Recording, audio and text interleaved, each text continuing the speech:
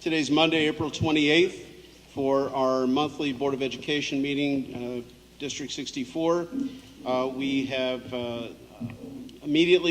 intending to go into closed session with the reservation that we may go into closed session at the end of the open meeting should there be any unfinished business to discuss.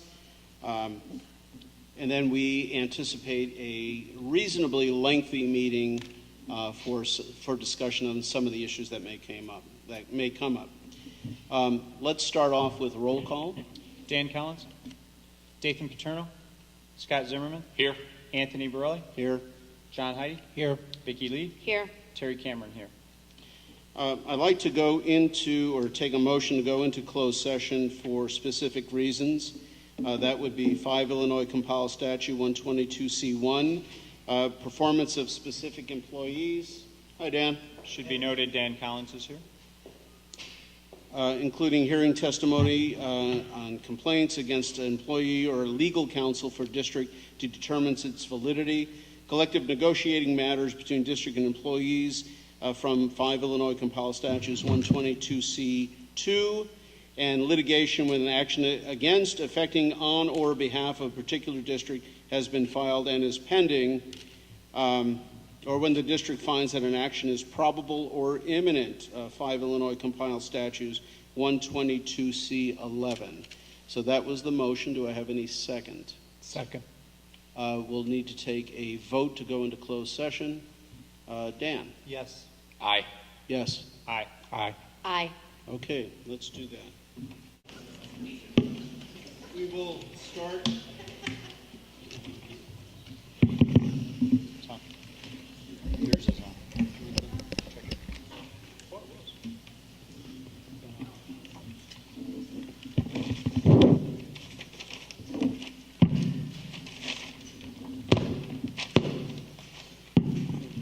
Hello? Yeah. Okay, we will start our regular session of the board meeting. The board has spent the last 2 hours in closed session discussing various topics, and we have a welcome tonight from our principal. Dan, please. I hand it over to you. Thank you very much. I'd like to begin this with having our color guard from Franklin School, Cub Scout Pack 105, and first grade Daisy and second grade Brownie troop from Franklin School to do the colors.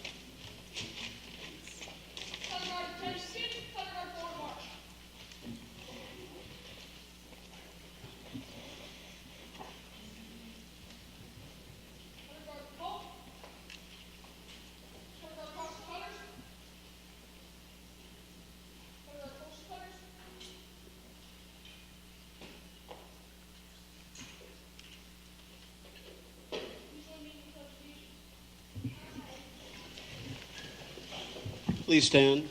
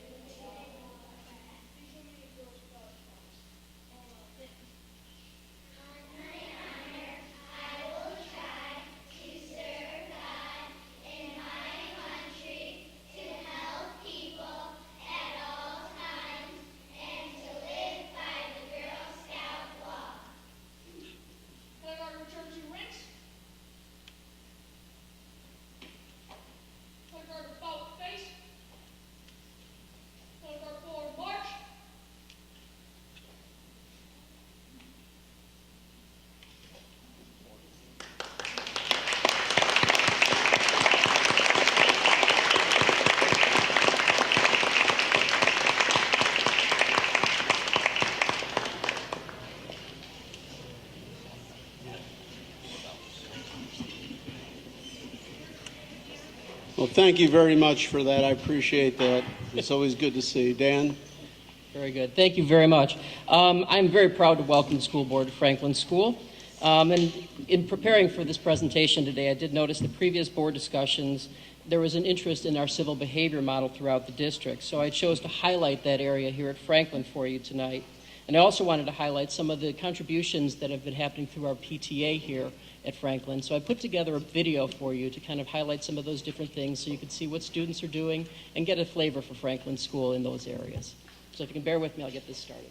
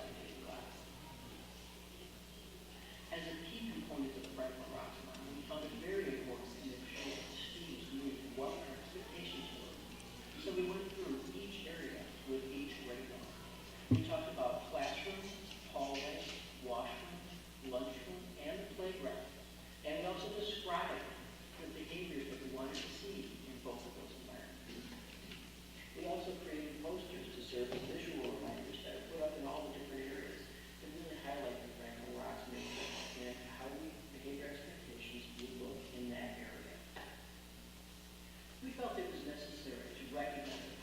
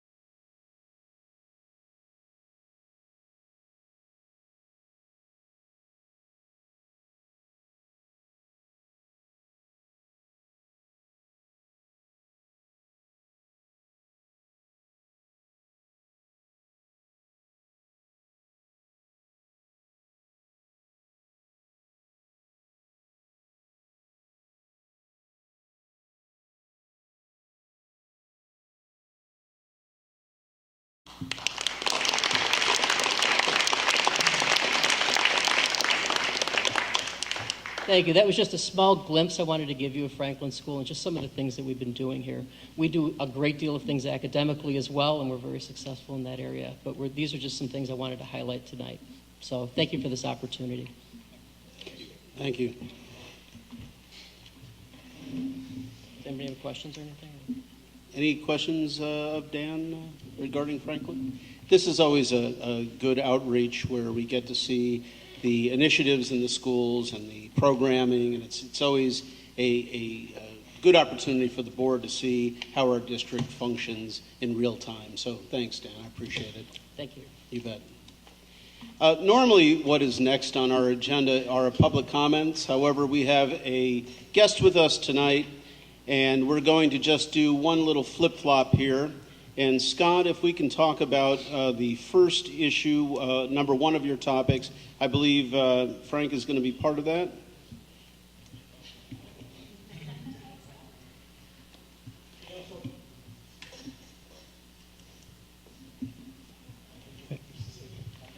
We also have Clay Cross from Sonatrol. You all know Frank. Please, Chief, have a seat, gentlemen. Hi, Frank. When you talk, we'll need you to talk into the microphone, so I'll turn this one on and as you speak. We'll get started. Good evening. The first item on the agenda today is security cameras for the district, and we will be asking the board this evening to approve the installation of security cameras throughout the district. This is coming off of one of the recommendations from Rita Security, the company that did our security audit.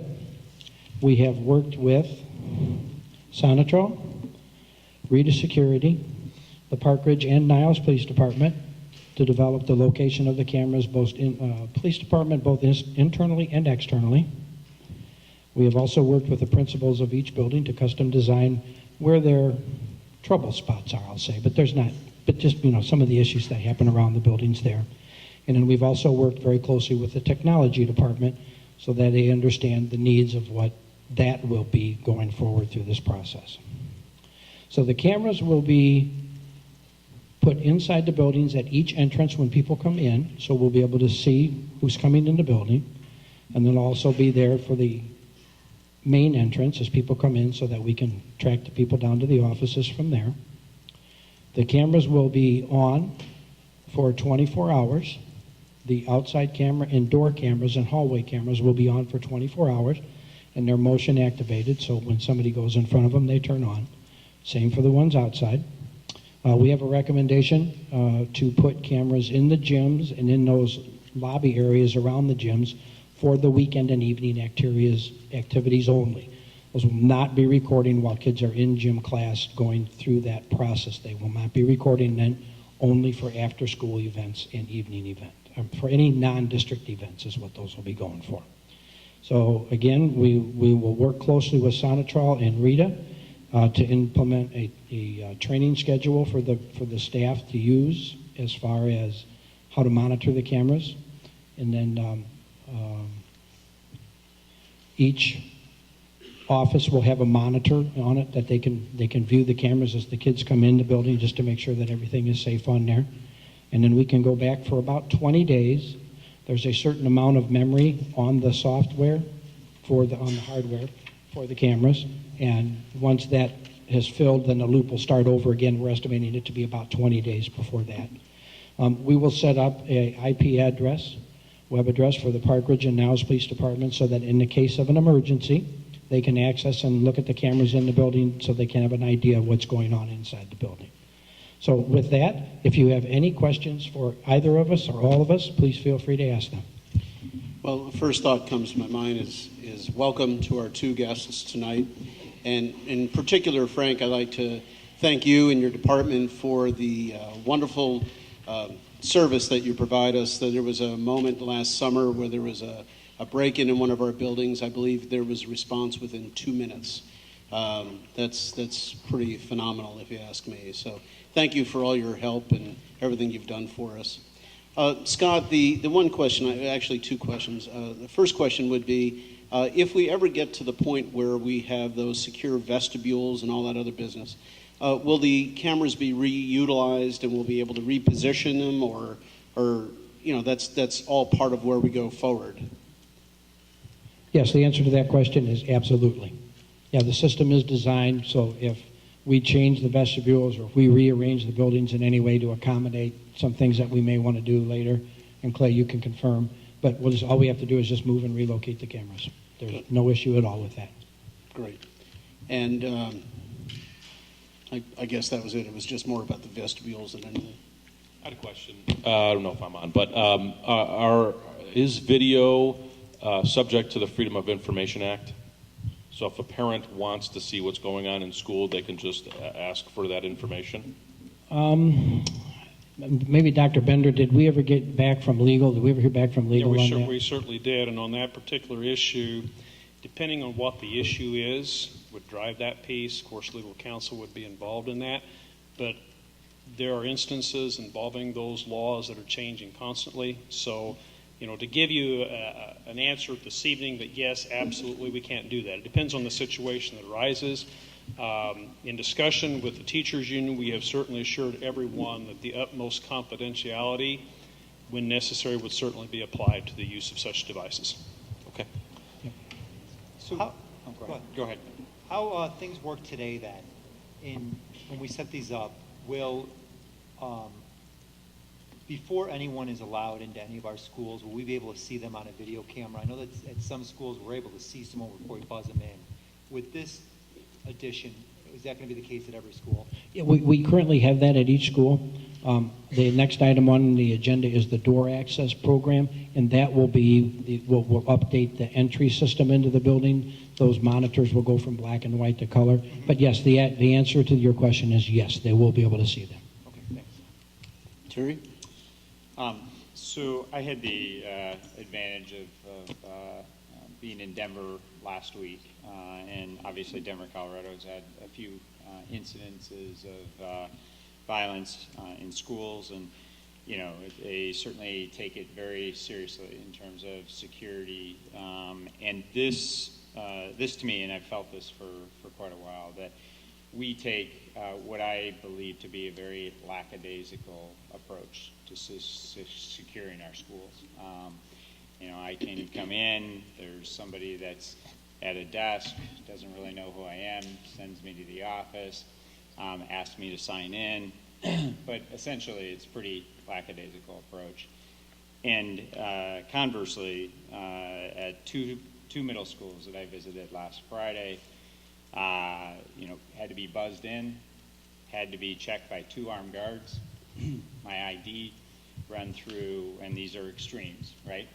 But run through registered sex offender and whatever the other background check got done before I was allowed into the school with a printed ID that I had to wear the entire time with my picture on it. So in my mind, this is a very good step, but it's not a great step. And in my mind, I guess I had mentioned this to one other board member earlier today, that it would seem that if we were wanting to get serious about security in our schools, that maybe an approach of what would be the ideal security approach in a school, and begin to implement that model in one of the schools and take an approach over the next 5 years. Certainly I can say this because I won't be here, but take the approach of the next 5 years to invest in that secure plan rather than spread it like peanut butter and still have what I consider a very suboptimal approach. It's better than what we have, but it's suboptimal. And I sort of see this analogous to probably our air conditioning, right? All things aren't equal, and we just resolved that issue a couple meetings ago. But, it would seem that we want to be on a path to being serious about security within all the buildings. And frankly, it's embarrassing that we are, what I consider suboptimal in that right now.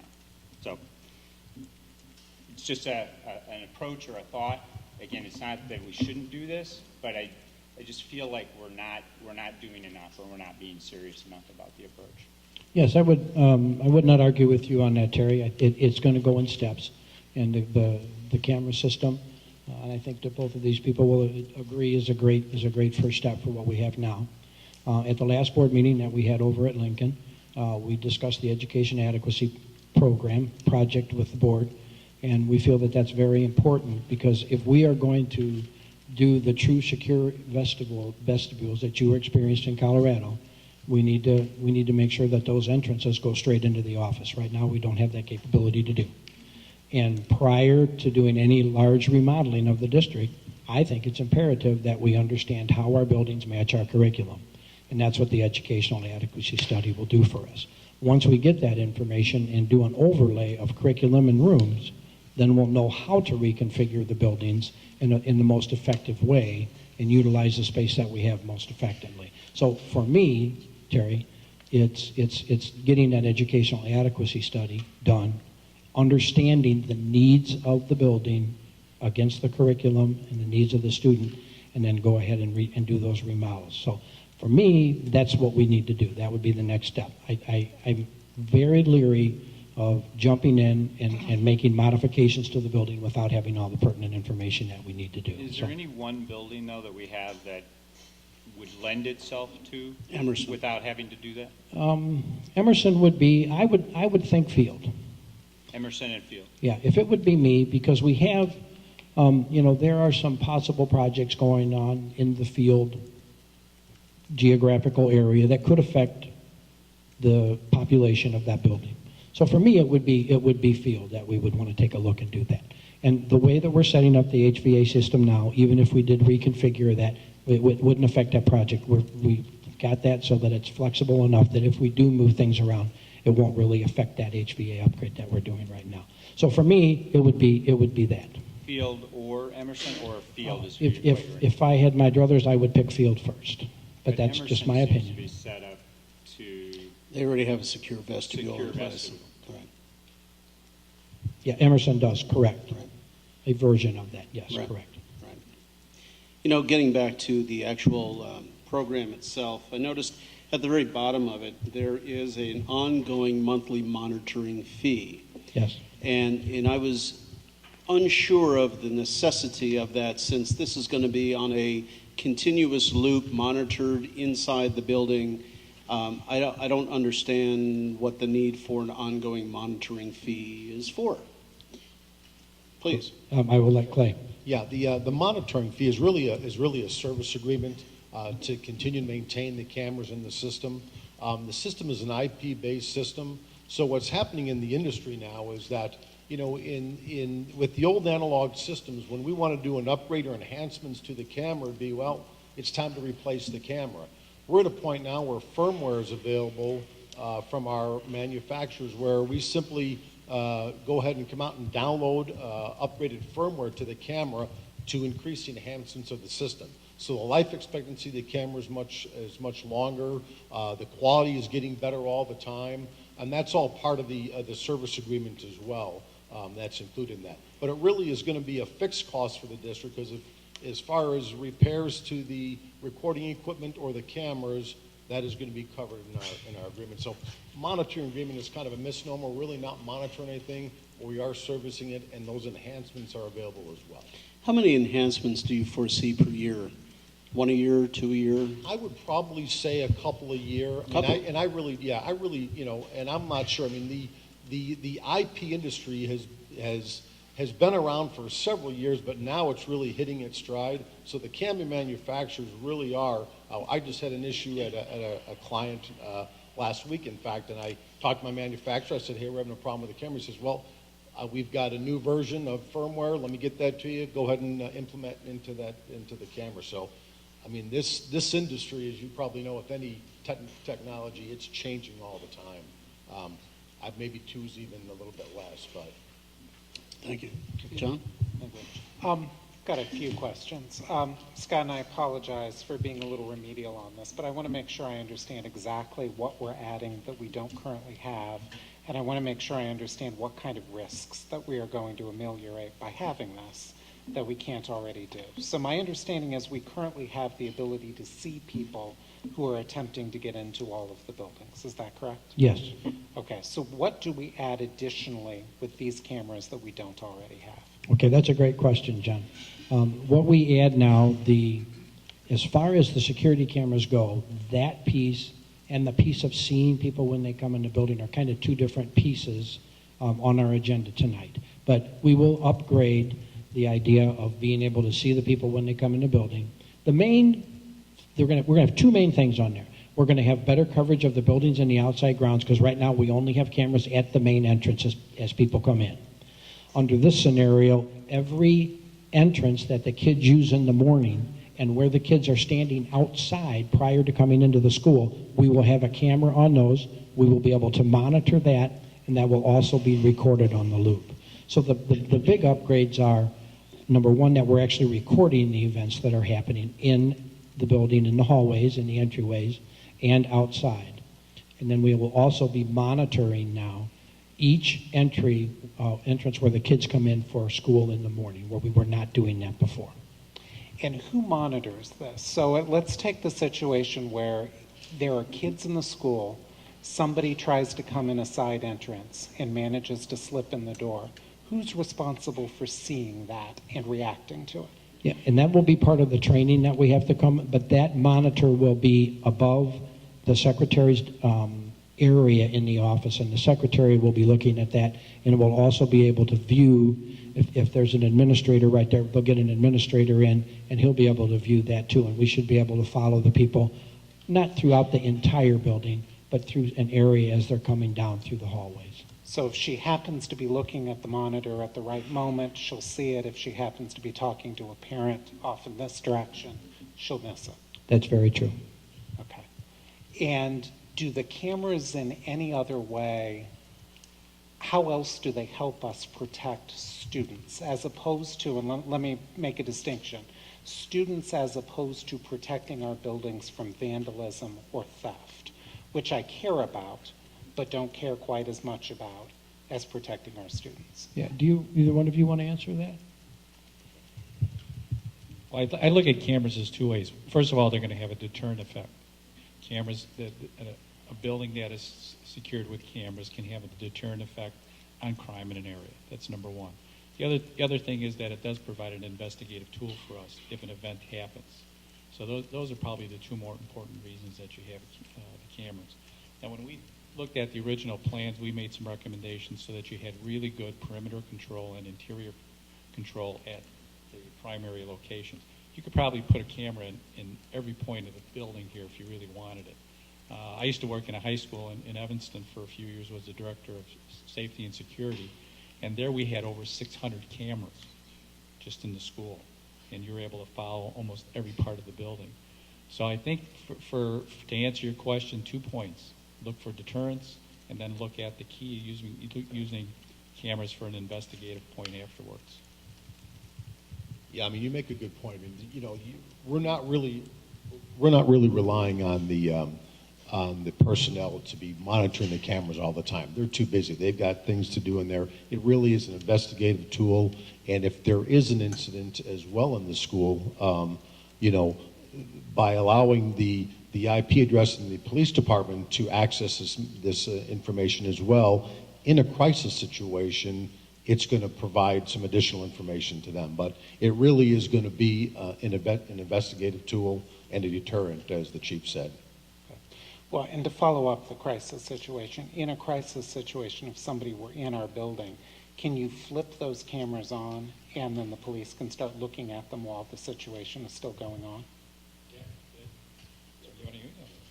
Yeah, ideally that'll be the technology that's available. If we had a command van outside the building, and let's say there was a situation going on inside, we should be able to get those images into the command van here to direct our personnel and whatever strategy we need to use to mitigate that situation. Now, are any of our cameras useful for doing that, though? Because it sounds like these are all going to be pointed outside rather than inside. They're actually going to be at the entrances, so you're going to have several that are inside at the entrances looking at the entrance as well. But you're right, we do not, at this time, we do not have them down all the corridors, and really, as the chief said, covering every corridor or inch of the school. So there's going to be dead spots, you're right. But if there's an incident at an entrance, or the police are able to review the video, see how many came in, is there one, is there two, is there three people that came through that door, they're going to have access to that video without actually being on site. Okay, so they will, you know, again, that needs to be set up through the district. I'm not saying that it's automatic, but they will have access to, you know, potentially to the IP address to view this. So I kind of look at, you know, it too, is we're kind of starting out with doing the entrances, focusing on where the kids are going to be coming into the school. But you know, I would probably anticipate down the road that, like most schools and businesses that we do security for, when we start adding cameras, they find other needs to add additional cameras. It may be corridors, it may be other areas of the school that you guys find out, and the system is expandable to allow it to do that as well. And the only other thing that I would add is on the middle schools, we are monitoring the hallways on the middle schools. And at the elementary schools, as they come in, we do have a shot down the hallway. What would be the range of those cameras shooting down the hallway? Yeah, you know, but not the whole hallway, but we will be able to, they'll at least be able to know where they went. And in the middle schools, if they're in the hallway, we'll be able to see them. And part of the reason I ask these is, you know, the ask on this is over $250,000. And it is one of the biggest things that we're being asked to purchase this year. You know, if we put aside the actual air conditioning projects and rebuilding projects on schools, this then I think becomes the second most expensive thing we're being asked to do as a board this year, only slightly behind the one-to-one technology initiative a little later. And I just want to make sure that if we're going to spend that kind of money, that we're getting a big bang for our buck, not an incremental bang for our buck, not a little bit of help in preventing vandalism, you know, not kind of a Band-Aid, something that we can say to parents, but something that actually makes a difference. And I'm a little worried about that, to be honest. I think I understand that. And, you know, I think this is probably better than a good starting point. I think it's a great starting point for where we are for monitoring and seeing what happens. Dr. Brelli, to your comment earlier, we did have a break-in at Emerson School last year. The Sonatrol system did detect that he was there, and we did have a good police response. As you said, the police responded in 2 minutes, but that individual got out of the building, and we don't know who he is or what he was or what he was there for. With the camera situation, we would have known who that individual is, and he probably would not have gotten away with that. 2 weeks ago on a Saturday, we had some people, some don't know who, they were pretty large people because there were two very nice-sized boulders that were thrown through the windows of this building right here. So, you know, had we had the cameras out there, one of two things would have happened. They would have saw the sign and know they recorded and wouldn't have bothered to throw the rocks, or we would have known who they are and we could have caught them, and you know, maybe some compensation could have been back to the district. So Park Ridge is a very safe and a very secure community. I agree with that statement, but that doesn't mean that we shouldn't be taking precautions and be proactive on our security measures. So for me, Mr. Heidi, I think it's a great start. And as we move forward, as Clay said, and as Frank said, the chief said, you know, we can grow this system depending on what we find future needs to be. Okay. And I guess the final question I would ask is one that I asked Becky a little earlier today, but I think it's worth repeating for the board, and that was just on the budget impact on this. My question earlier had been, is the cost that we're being asked to approve here, was this included in the budget already, or is this an add? And by included in the budget, what I meant in particular was, if you recall, we last saw a long-term projection in February. And, you know, that projection incorporated what at the time we thought expenses were going to look like over the next few years. So my question was, is money for that in that particular long-term projection? So Yes, it is. Okay. So my understanding is that voting for this does not change the long-term projection that we had You before. are correct. Okay, thanks. If I could follow up on one question on that. Generally speaking, we sort of earmark a bucket of money every year for facility improvements and things of that nature, $500,000 or so forth. Is this part of that $500,000, or is this on top of that $500,000, even if it's in the forecast? It is not part of that $500,000. Okay. And Scott, in the big scheme of things, when we started talking about security enhancements for buildings about a year and a half ago, We started this conversation about different areas of where we can get some low-hanging fruit. Would you say, and Chief, would you agree that security cameras are part of the formative basis of security at schools, or what would be the most reasonable initial starting point for enhancing security? Would these cameras be it? Well, I think cameras are important. Don't get me wrong. They serve a purpose. They have a deterrent effect. If something happens, we have an investigative tool. But I just want to reassure you that I think some of the other things is that you have to have an educated staff that knows when to call us if you see something suspicious, when parents are around the school, to call us when there's something that's suspicious. But also, just so you know, my philosophy about the policing, we've had a great relationship with the school, and at every school there's a beat officer assigned to those schools. And when they're not on calls in the morning and after school, they're checking those schools out. And I hope that helps a lot too. We just can't rely on cameras, but we've got to rely on the relationship that we have between the police department, the community, and the schools. And that's certainly my philosophy that I've been trying to foster, that these kids here are our number one priority. And I want to make sure that our staff is aware of that and is protecting those kids all the time. So I think cameras are good, but I think you don't forget the other components that I've just mentioned. Okay. I think that's a really good point, and that was sort of my point earlier, is that the longer-term plan, I understand the facility longer-term plan and what you're trying to do there, Scott, but it would be, and maybe this has already been done and we just haven't seen it or I haven't seen it, that there is a longer-term, what is the next step, right? If we've got a security group that are experts, what would be kind of a 3 or 4 or 5 year plan? Should the board decide that this is a first step and wants to sort of look at a longer term plan? Sure. Well, there's going to be 3 other agenda items on security this evening that we'll talk about. And then as we move forward we are looking at this summer completing the interior lock upgrade for each building, so that if there is a lockdown, each teacher can lock their inside door with any key from the inside, where before they had to go outside to lock their door. So we'll do that upgrade along with the other items that we're looking at. And then as we look back at the memo that I had sent to the board as far as Rita Security on the timeline on some of the upgrade projects that we're going to do. So we need to, we're in the process of labeling all phones with emergency dialing. We've got that format down. That's a little harder than I thought it was, because I have to create a label that'll fit on every phone. So we're still working on getting that locked up. The volume controls on the intercom systems, those have all been checked. We're in the process of doing that. I will bring the visitor management system to you this evening. Review the emergency plans. We do that on a normal basis. And 3 times a year, we have a crisis community meeting with the Niles Police and Fire Department, the Park Ridge Police and Fire Department, and also with Niles 207, with Main Township 207. And we get together 3 times a year and talk about procedures and how to enhance our security levels from there. So those are things that we're doing. Obviously, the video surveillance system.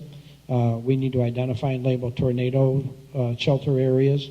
On the system that I'll bring to you, the Raptor system, we'll have the panic buttons on that we'll be able to install in there. And then, of course, we have to look at the feasibility of secure main vestibules.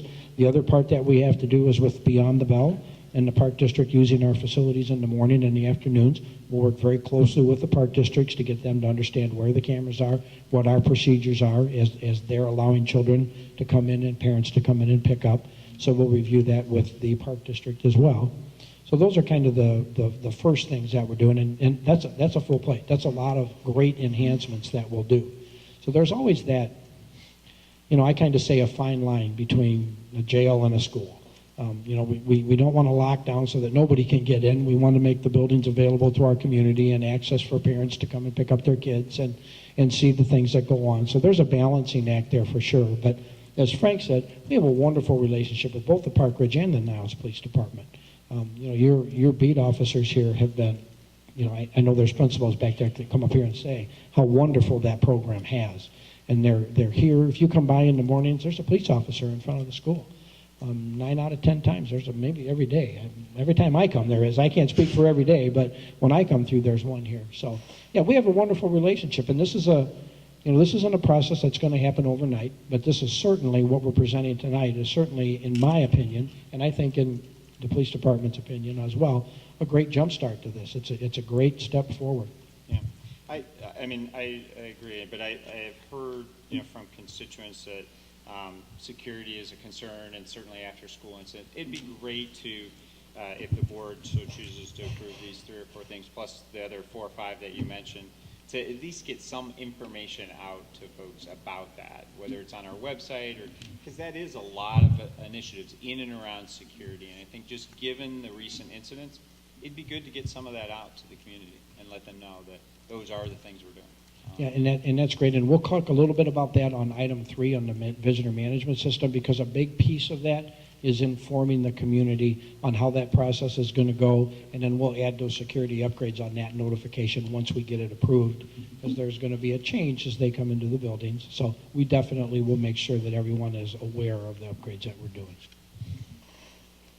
So if we approve these items, they've been finding a lot of things on the playground at Carpenter, needles, liquor. What can we expect that would happen? Well, one of 2 things, and correct me if I'm wrong here, but we will have the cameras out. We will have signage that says that they are being videoed, and that will be a deterrent to do that. And then if they are something left out there, we will know who's doing it. It'll be on the cameras. We are covering those places. We'll investigate, and they'll have these links that we're talking about. That is correct. From the vantage point Of the building. Yeah, the watching the entryways is twofold, Dathan. It's internally, and then it's also externally. So the cameras will be located, to where they'll catch an entrance, and then they'll catch the playground area and any area where kids congregate in the morning. So if you've ever went by Washington School in the morning, you see a lot of kids out back playing in the back area over there and out front. We'll be monitoring that. We'll be seeing what they're doing. And so at all the entrances, we'll know what's going on outside prior to the students coming in, and then the playgrounds and that will be monitored as well. I think, we didn't, you can comment. Well, yeah, and I don't want to give anybody a false sense. Cameras are limited as to what they can see and how they can, because what the vantage point is. So, I would suggest that once you get the cameras in, maybe you have a demonstration exactly so you're familiar with, because I've got no stake in the game. I like cameras, but you got to make sure the system is going to be something that's useful and that how it's going to protect the safety. So I would suggest once you get it in, you have a demonstration and go to one of the schools and actually see the cameras, see how it works, so that you're satisfied with what you can get. Because you can get with all kinds of cameras. If you want to cover the whole playground, you're going to have a different type of camera. And I mean, the technology is just fantastic. There's cameras that you can see a license plate a mile away. I mean, but you're going to be dealing with cameras here that are covering the basic perimeter of the school to keep it safe. So I think you should so in your mind, if there's something happens way down in the far end of the school, you're not going to pick it up. Just remember what you're getting, okay? And I would suggest once you get it, have him come out, give you a demonstration, actually see it, so you're satisfied, okay?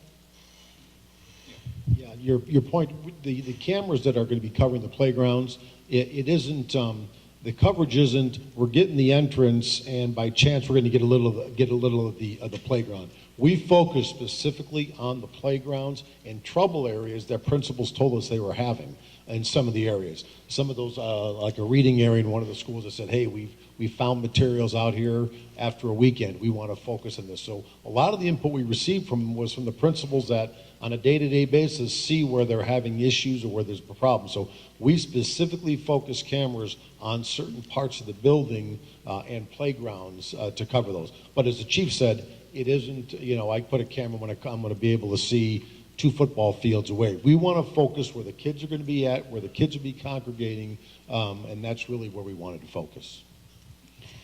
I just have one final question, Scott. When we had the consultation by Mr. Tim, he provided us with a whole litany of recommendations.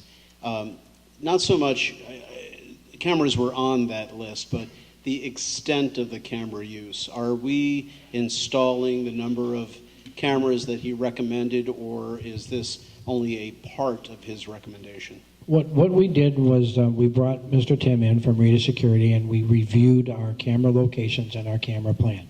And he thought that it was fine the way that it was, and that we were covering the areas that he felt that we should cover most of the time and make sure that we're looking at.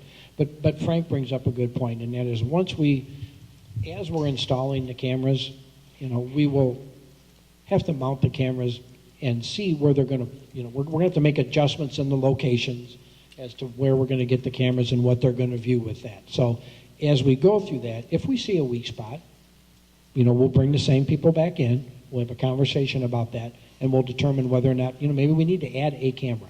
Maybe even though we've reviewed them, we don't have the cameras up, we're not actually seeing where they are. But if we see a blind spot, we can always add another camera.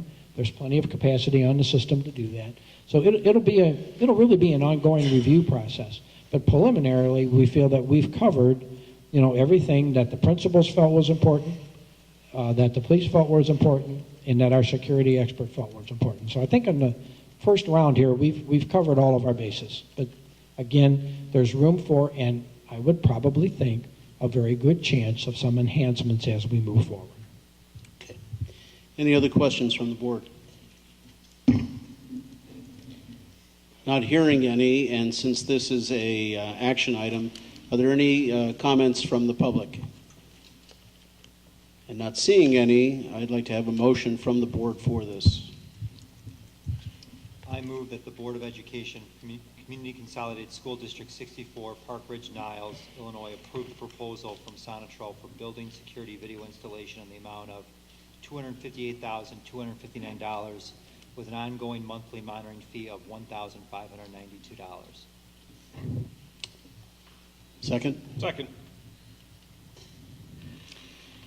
Okay, why don't we Tony, start? if we could have just a bit of discussion before we vote on the motion. Just the one thing that I would want to say on this is I will vote yes on this motion. I come to it a little skeptically, as you can tell from my questions. I'm voting yes primarily for two reasons. One, the answer I got as to whether this was included in our long-term projection. Had it been an additional ask, I might have voted no, or I might have asked the administration what they were prepared to offset against this.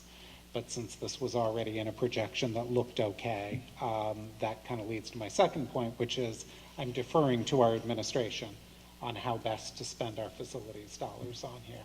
I'm not a security expert or a facilities expert, and so I don't want to second guess their judgment that this is the most important thing to do with $258,259 next year. I've got some personal doubts, but I will go ahead and vote yes on it. Any other comments? And if there are none, then Vicki. Aye. Aye. Aye. Yes. Aye. Aye. Aye.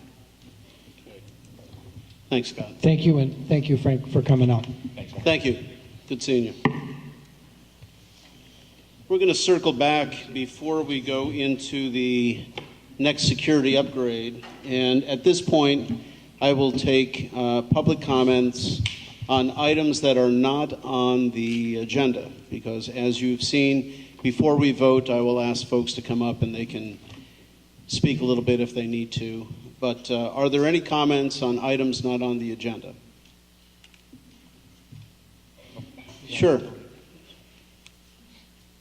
You'll need to come up to the podium, okay? It's on the consent agenda, so I've seen that. Sorry? It's on the consent agenda. What You I'm speaking can. about is on the consent agenda. Sure, so there's that is usually not- there's usually no discussion on Okay, that, but go okay. right ahead. My name is Sue Beaumont, and I am a member of the Lincoln Junior High class of 1959, probably before everybody in this room was even born.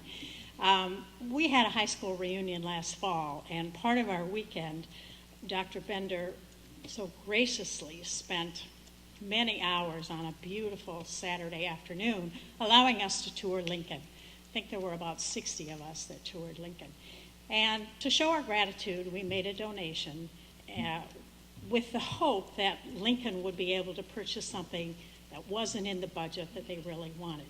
Well, in his thank you note, Dr. Bender said that all gifts are unrestricted, but that he would recommend that possibly that money could stay at Lincoln. And I would just like to echo that request, please, and allow that money to stay at Lincoln. I mean, we all came from the grammar schools, but because the tour was of Lincoln, we really would like that to be able to purchase something they don't have. Thank you very much for your time. Thank you.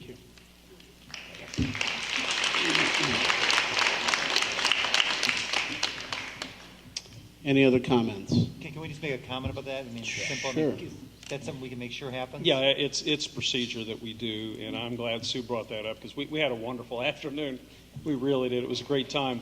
And when we have donations like that come in, policy says that they are unrestricted, but we normally, as we have in this case, Becky builds a line item into the budget that is, this is dollars for Lincoln to spend, and it will definitely stay in that school. It's not a problem. Well, we're back to Scott Mackel. Scott, at this point, we're going to be talking about approval of the Sonatrol access system.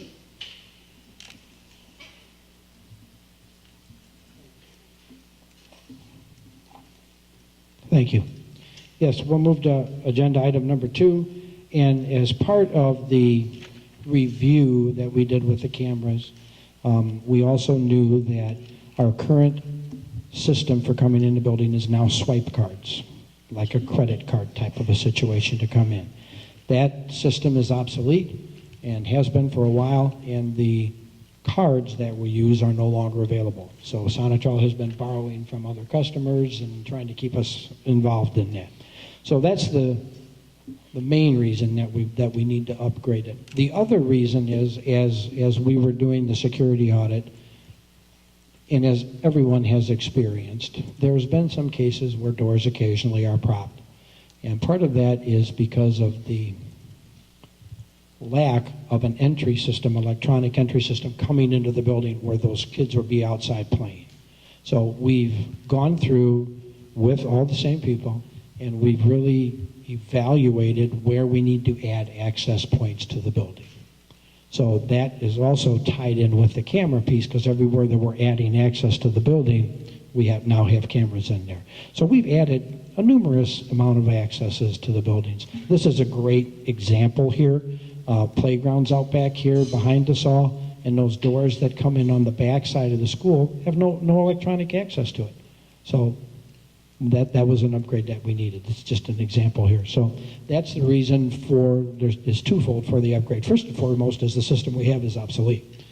Second, as we come and upgrade through here, we'll now have a color monitor for the people as they're coming into the building. Right now we see things in black and white. So we'll have a color monitor in there, and then we'll just have a little bit better control on our access and increase the points where people can come in. And they'll go to a fob system instead of a card. Scott, you mentioned the doors being propped open. So will it electronically beep when it's? No, there'll be no need to do that now, because we'll have access points on those doors, where before they didn't have a way to get back into the building. Now they'll have a way to get back. The staff will have a way to get back into the building, because we'll have access. Oh, so your point is they will never be propped open? Well, that would be the ultimate goal. Yeah, yes. I guess. And again, that's a large training piece, as Frank had said, with the staff, to make sure that they're trained on the fact that we now have given them better access to the building from different locations that they did not have before. So that should be a wonderful help in not having that happen. But we'd have cameras on there so we could tell how it got propped open and rectify the situation subsequently, correct? We could, yeah. I don't think the intent would be to punish anybody for that. No. But it would be, when you see a pattern, you would want to go. As a right. reminder. Yeah. As a reminder. Absolutely. Now, is there any sensors that you could place on a door that will tell you when the door has been open for a length of time? Well, that's what. Yeah. Yeah, there is a way to incorporate the prop open alarm on the doors, which again the system is capable of doing. It becomes kind of a procedure then, is well, who responds, who's going to hear it, where's it going to ring. all those things that need to take into account. But yes, and I think the issue that, and you guys aren't alone, is when we look at where teachers need to take kids out for recess or certain parts of the school and they have no way to get back in, they're going to prop the door because I've got to get the kids back in, and we don't want to, schlep them, all around the school. So by increasing these access points, you're making it more convenient to them, but not to the convenience of, well, I don't want to walk 5 feet. I'd rather have the door right here. But as they did the assessment, there were areas that we said, listen, there really isn't a card reader back here.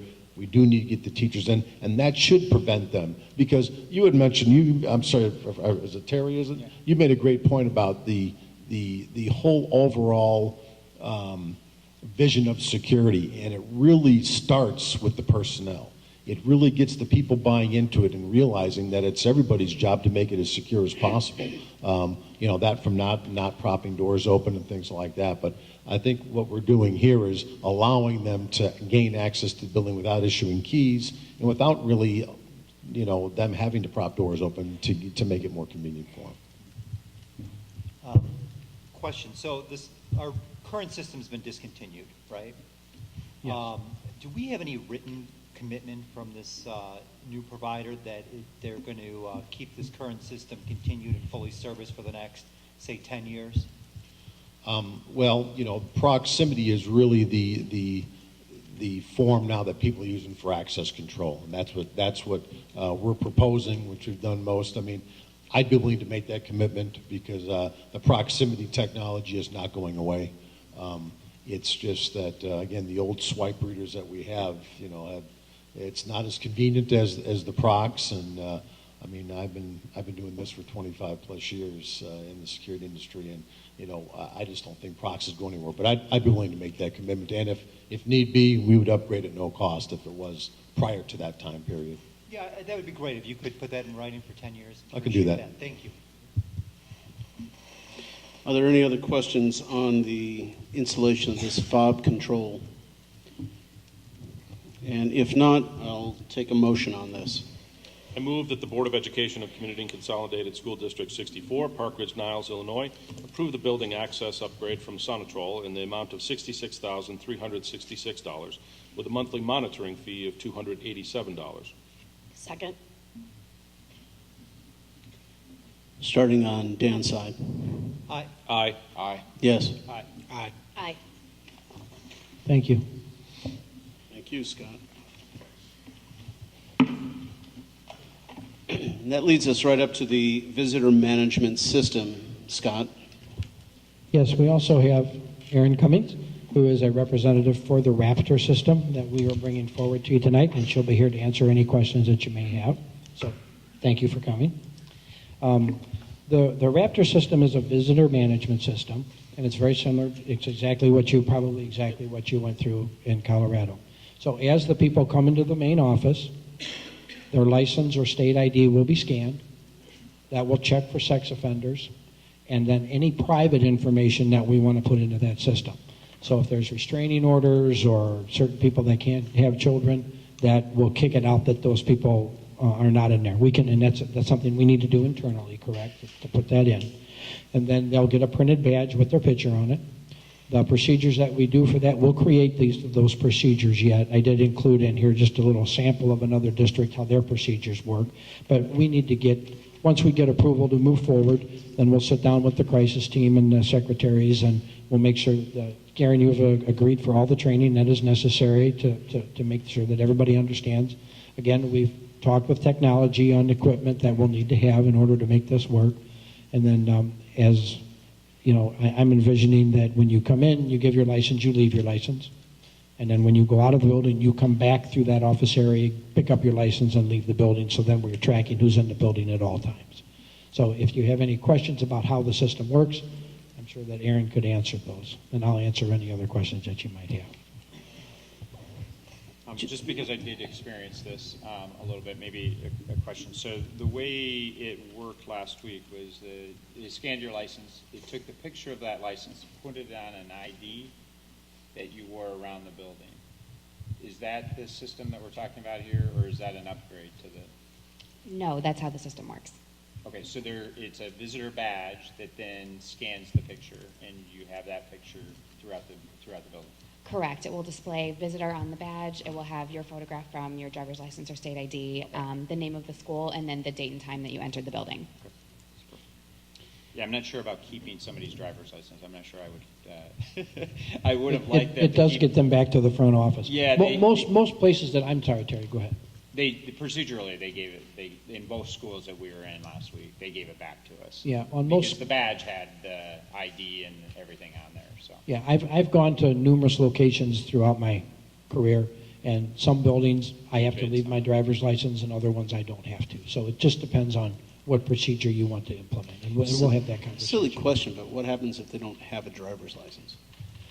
If they don't have a driver's license or a state D, we won't be able to do a background check, and I would guess at that point they would not be allowed in the building.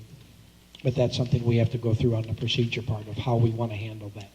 And we do have options for manual entry where you can actually enter in the person's name, date of birth. You could even, take their picture with a webcam and upload it to get that onto the badge. The one thing that I always caution school districts about, obviously, is how do you know that they're providing the correct information if you don't have some type of education or identification. The annual maintenance is heavy for software. Usually it's like 18%. This is pretty high. Is this because this is hosted by you guys and we're paying so that we continually get upgrades in perpetuity? Correct. We're a software as a service, so that's Okay. where the annual maintenance fee comes from. Okay. I was struck by the length of time, potentially. I've been in offices at certain times of the day, and I mean, there's like waiting room to get in there. I mean, it's just packed. And at those times, the staff is, got folks up to here, and I can imagine taking the time to do all this. So what is the time that might be involved, and will the staff be able to keep up with this? It normally takes about 3 seconds to run the driver's license through the scanner, and then it pulls the picture up onto the user's screen, and the badge will print as soon as they're submitted. So the only time that it would take more than probably 5 or 10 seconds would be if a potential alert did pop up, either one of the district's private alerts or something came up on the sex offender screening. So it searches the database that quickly? It does, yeah. It's instant as soon as the visitor is submitted. Wow. So Tony's point is valid. I mean, I've been in those schools Yeah. where at lunchtime or at certain times of the day where you're 4, 5, 6 people deep. 8:30 in the morning. Yeah. Yeah, is that realistic? I mean, and in both situations last week, it was security that did that, not office staff. I just wonder.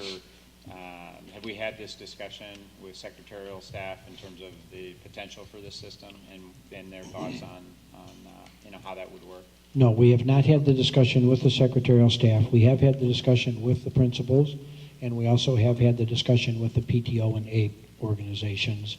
I'll let them know that this was something that we were going to look at. Their support for it was 100%. Because I asked the question, there's going to be times when it's going to be a little busy and you might have to wait, and their response was, this is for the security and safety of the children. It's fine. How many visitors a day in that review? How many visitors a day per school roughly do we have? Do we do that analysis? Or? No, we did not. Okay. There may be, Dan, can you give us an idea of how many visitors come into your building every day?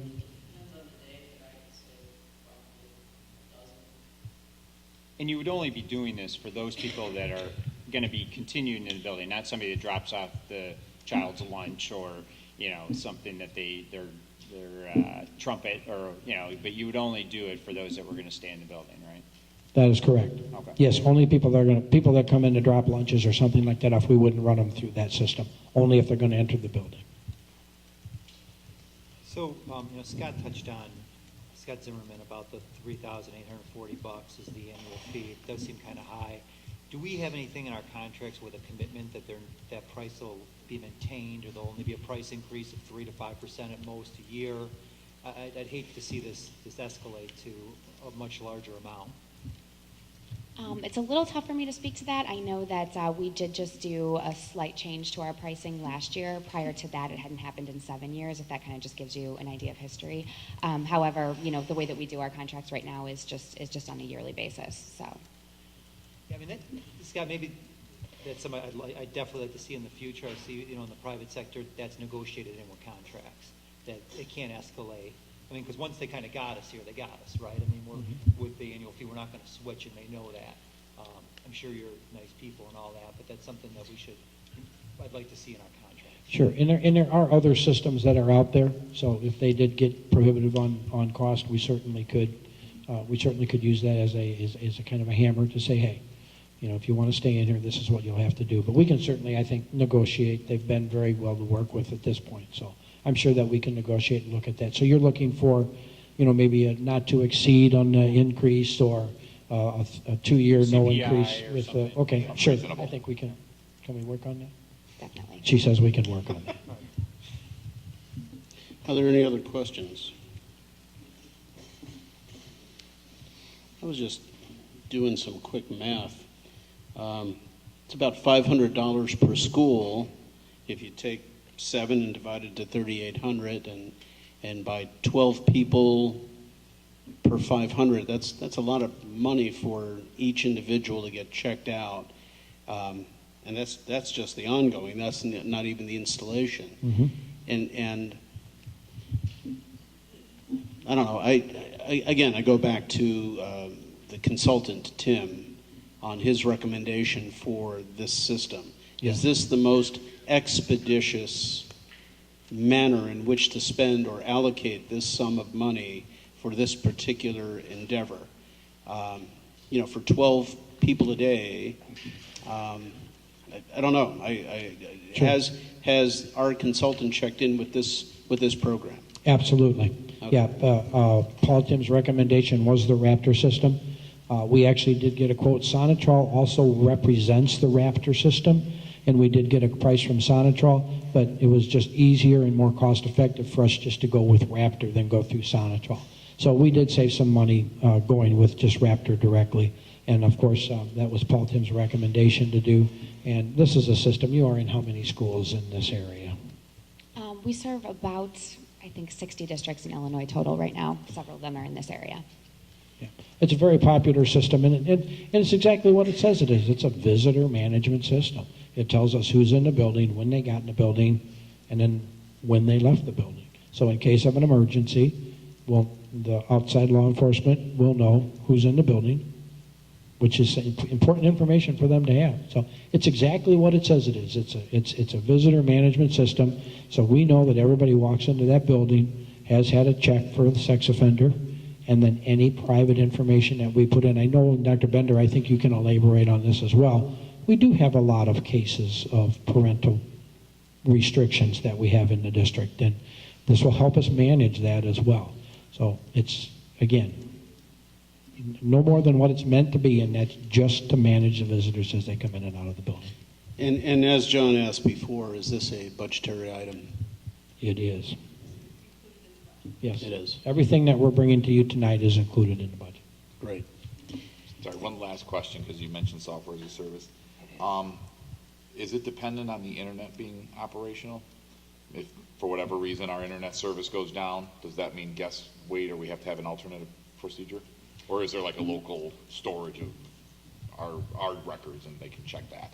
We don't do any local storage. Everything is hosted in our data centers. So, to run the system the right way, you would have to have the internet up and running. We do have ways to enter visitors through a delayed entry where if you guys did lose internet connectivity for some reason and you had a log of the visitors elsewhere, they could be then logged later and entered.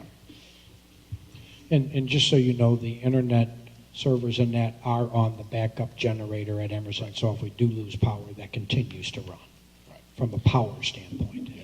Do we have a backup generator at all schools? It all runs through the servers at Emerson, and they are on a backup generator. Oh, they are? Mm-hmm. Okay. All righty. Any other comments or questions? No, I was teasing. Yes, that's correct. Just an aside, right? Yeah. Any other comments or questions? And if there are none, I'd take a motion for this. I move that the Community Consolidated School District 64, Park Ridge-Niles, Illinois, approve the visitor management system Raptor in the amount of $12,800 with an annual access fee to be invoiced in subsequent years. Second. Starting on Vicky's side? Aye. Yes. Aye. Aye. Aye. Thank you, and Aaron, thank you very much for coming out. We certainly appreciate your help this evening. And Scott, you're not off the hook yet. Not yet. Yeah. Okay, are we ready? Okay. All right. Two-way radio communication system. This was another Rita Security recommendation as we moved through our audit. Currently now in our buildings, we have a lot of walkie-talkies, which are the store-bought walkie-talkies. They have a limited range. There's a variation in each building as to how many are there and what they're used for. One of the main things that Paul Tim talked about was to be able to have a secure type of communication between the office and the rest of the building. So what we did was we got together with an elementary and a middle school principal, and we evaluated how many radios would be needed at each school to cover all areas of the building. And I think there's one area, Mr. Even, there's some areas with some psychologists that we may have overlooked, so we'll need to review that. We may need another 1 or 2 radios for some psychologists that we may have missed. I think we've got everything, but we will review that with Mr. Even to make sure that we're covered on that piece. So that just kind of came up recently today, and I apologize for that. But we are suggesting that there's 24 radios in each school, that also the crossing guards that will be out on the corners will have a radio so that they can get in touch with the office in case of an accident or something like that. Right now, they would have to kind of dial their cell phone to get to them if they had the number of the office programmed into there. So that will help us. Lunchroom supervisors, playground supervisors, they will have those. And then teachers that will go out with the staff or with the kids for recess and that will also have those radios. So we've designated 24 radios per school. Right now, these radios only talk within the building. They cannot talk to other schools in the district. That is an upgrade that we can do at a later time if we deem it necessary. Not necessarily a recommendation from Rita Security. He felt that the most important thing for us now was to increase our level of communications within the building with an actual two-way radio. So we will be applying for an FCC license for these radios.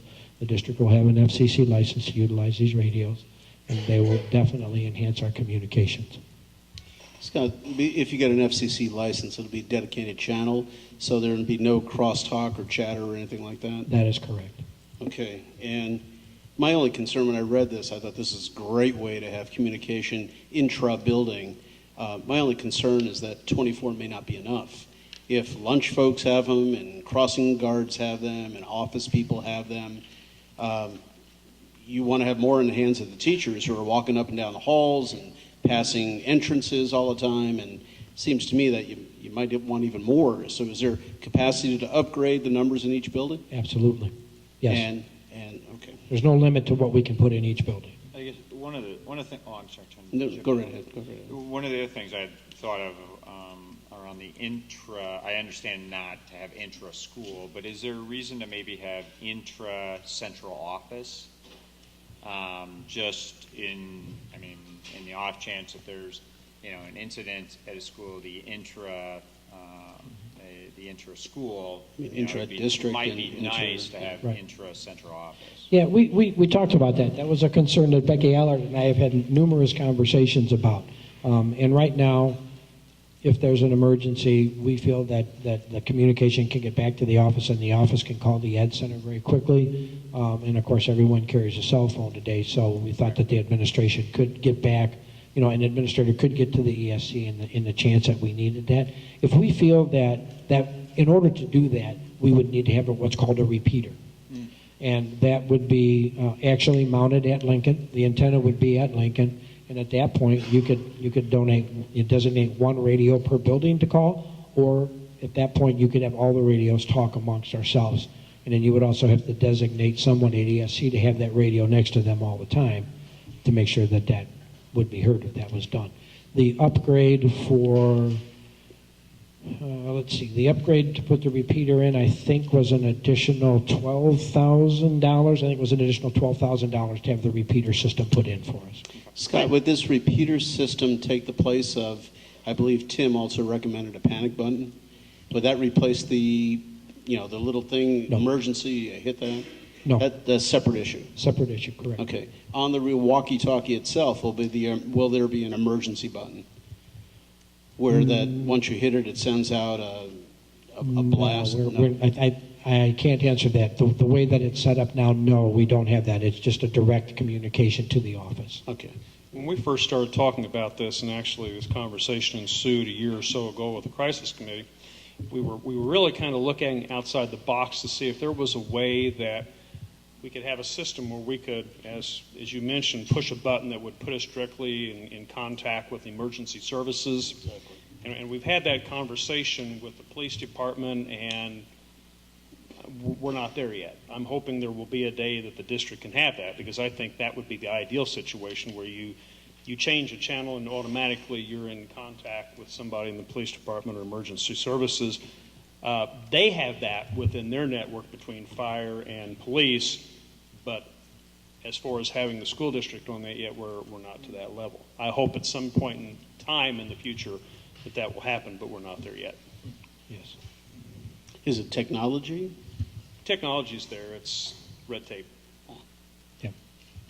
The Raptor system has a panic button on it, but that button will just alert the building administrator that there's an issue and he needs to come to the office right away. So the Raptor has that to automatically alert the principal or vice principal to come to the office right away in the case of an emergency. What I'm looking for when I asked about the panic button and the button on this is bypassing the intermediary step of having to call somebody. I mean, you get right to who you need to get to, and you get more prompt response that way. Yes. That's where I was going with that. Absolutely. And that's an upgrade that, well, we had a lot of conversation about that, and it's certainly an upgrade that we can do in order to have a direct connect from each building to ESC or from each building to the other building. And, in areas of Washington and Lincoln being so close, that might be beneficial for us to do that at some point in time. I like the idea that Dr. Bender brought up. I like the idea better than central. I was thinking central office being the main contact, but the idea of it going direct to fire or police, I like that idea even better. That would be ideal. And that's something I can certainly, Frank asked me to give him a call tomorrow, so that's something I can certainly discuss with him. If you could tie in directly to their communication mechanism, then The only the only capability that a panic button will give us is when that's hit, it'll just put a 911 call into that location and police will respond. There won't be any communication other than that, there's an emergency, and they'll send a squad out right away. Yeah. And that's the whole idea. If there was a button on each walkie-talkie, people can be trained that if there's an issue, the quickest response comes from individual folks who can make a decision. This is a problem. Let's get this fixed now. I need help now.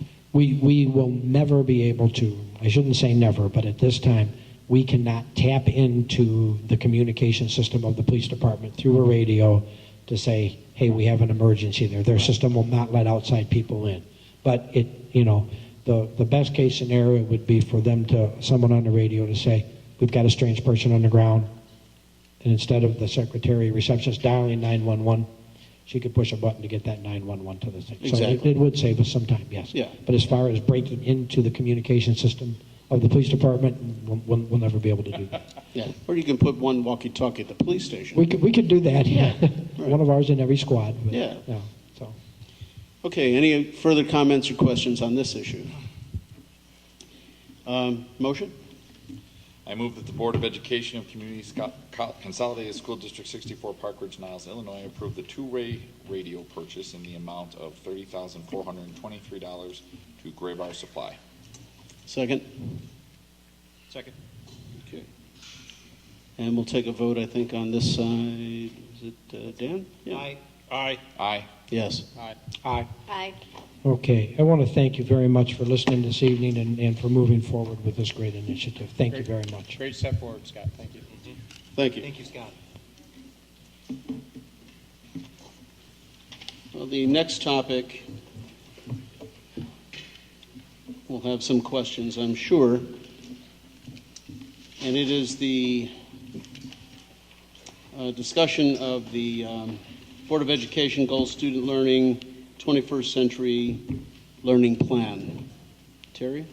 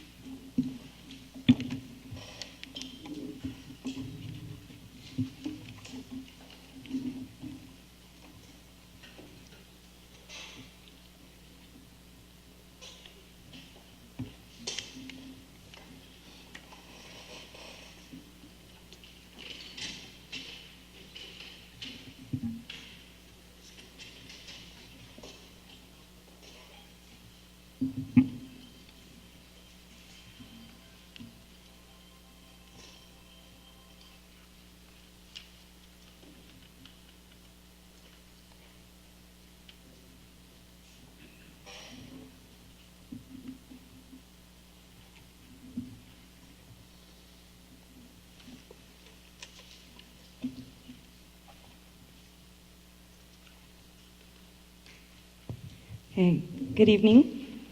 Tonight's discussion is a follow-up to our last two board meetings. Last month in March, we had the opportunity to hear the full recommendation for the 21st Century Learning Plan from the Board Advanced Technology Committee. We talked about some preliminary financials prior to that. So tonight we have a follow-up discussion on the recommendation as presented, and would ask then at the end for discussion and hopefully board approval for that recommendation. To start this evening, I wanted to first recognize the work of our committee members, who many are here, I believe tonight. We have several in the audience. If I could just ask anyone who served on the BAC committee to stand for me, please.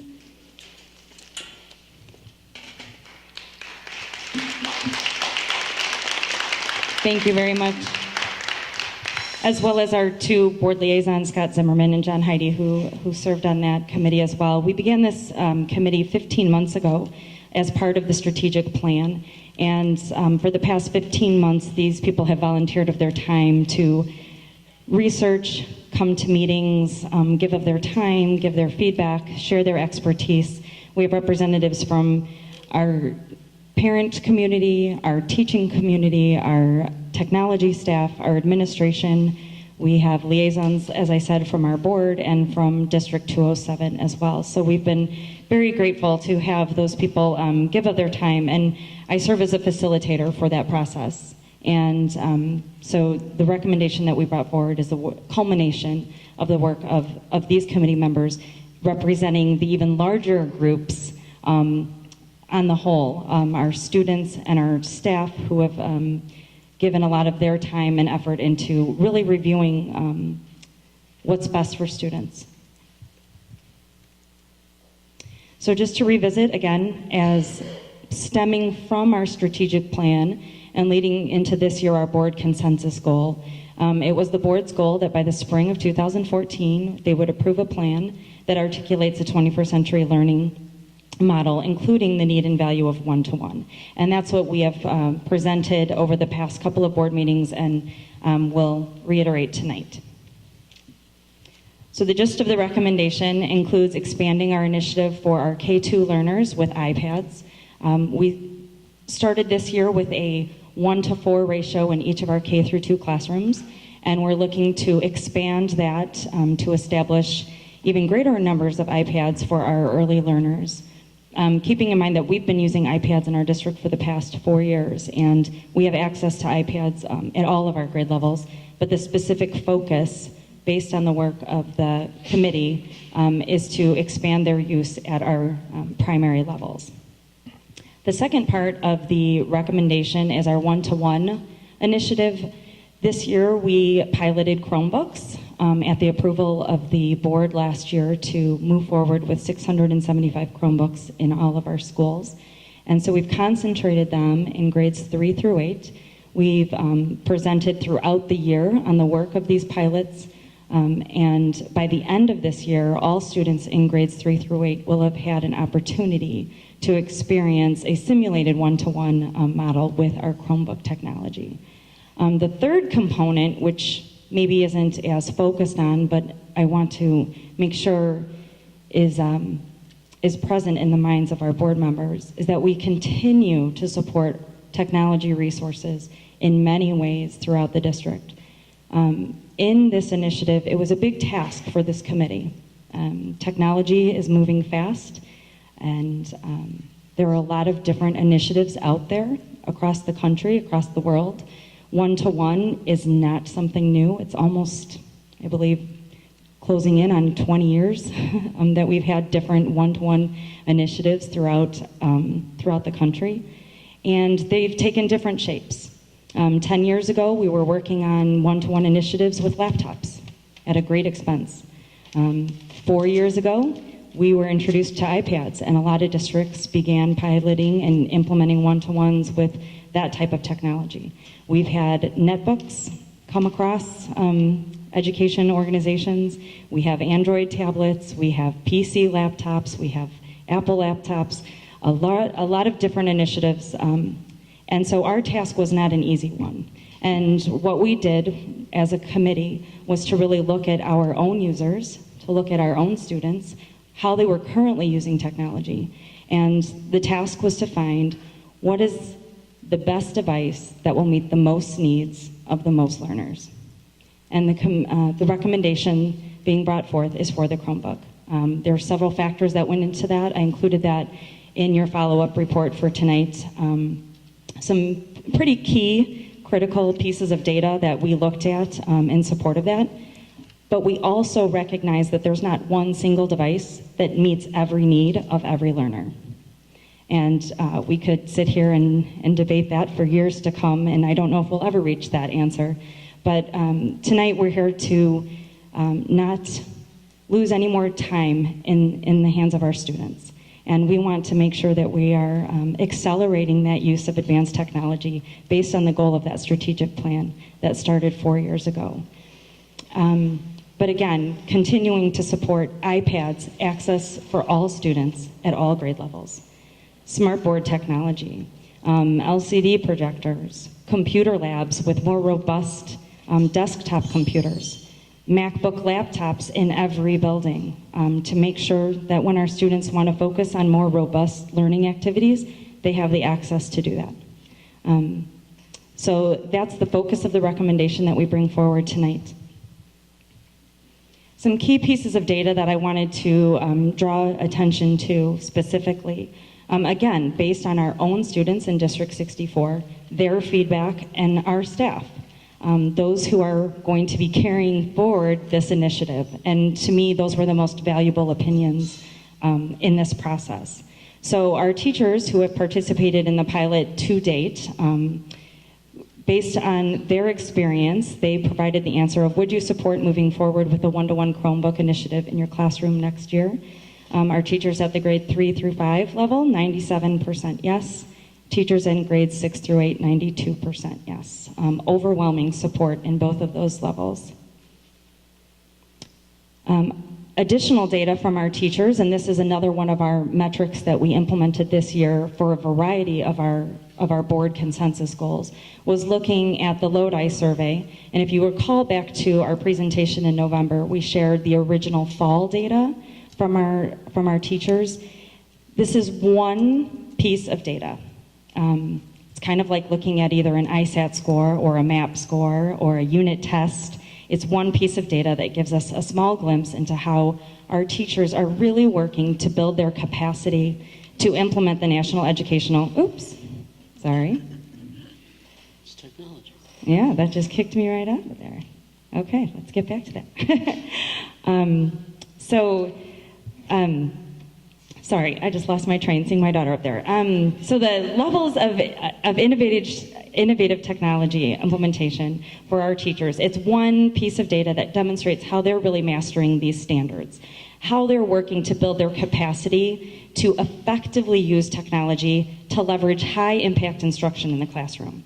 And so we administered this survey originally in the fall. We followed it up roughly 7 months later in late April. We just actually finished most of the surveys last week. And the survey results were exactly what we targeted. If we recall the conversation that took place in November, the board requested that we really focus on those bottom levels and look to eliminate those bottom levels and see a movement from our teachers. But I also, looking at all spectrums of our teachers and wanting to provide professional development for everyone, was really also excited to see the amount of growth that we had at the upper ends of the spectrum as well. So we saw a 50% decrease in the number of teachers that fell into that range 0 to 2, which I think is pretty remarkable in just a 7 months' time. And we saw a 13% increase in our teachers that are at those highest levels, 5, 6, and 7.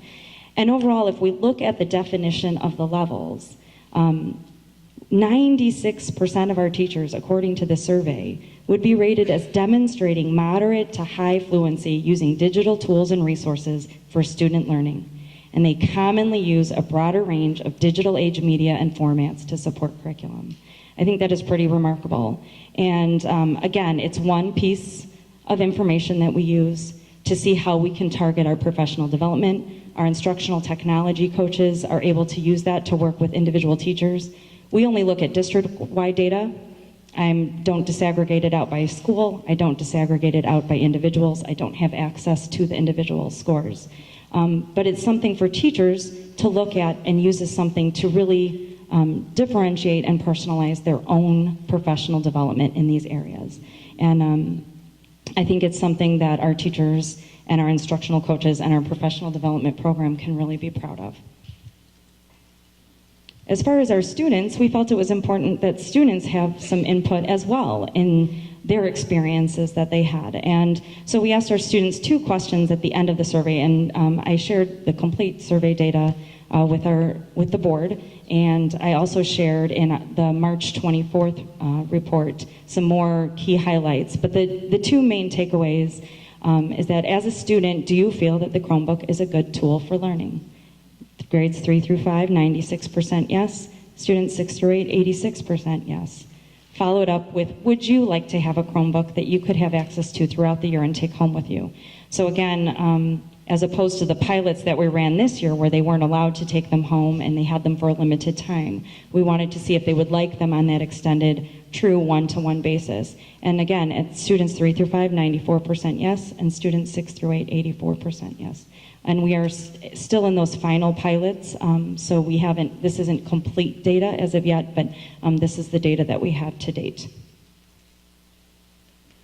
The other piece of information that I feel is important to highlight again, this was shared in the March 24th report, was the survey that was put out to all parents in the community. This was at the end of our Tech Talk week, so all parents were invited to participate in this survey. And this was a funding question, and that hopefully will be the strong focus of our conversation tonight for any questions that the board may have.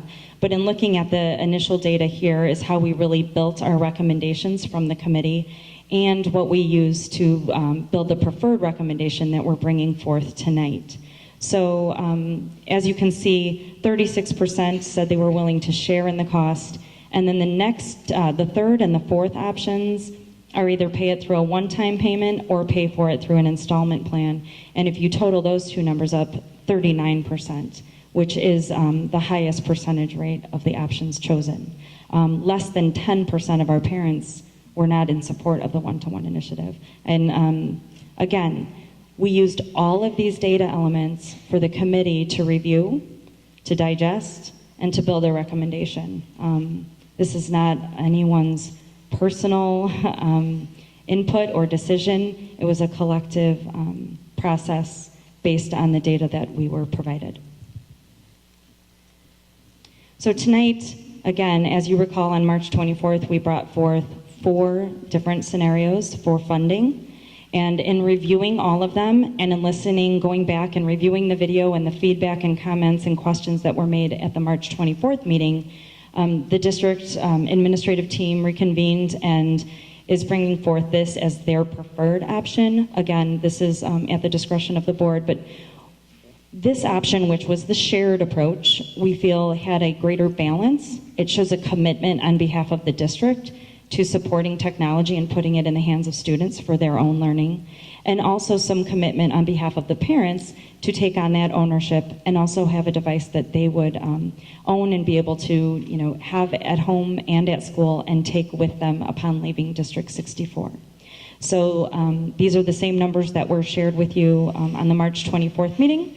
So you can see for grades 3 through 5, the district would absorb that annual cost, and that would be built into the district's annual technology refresh cycle.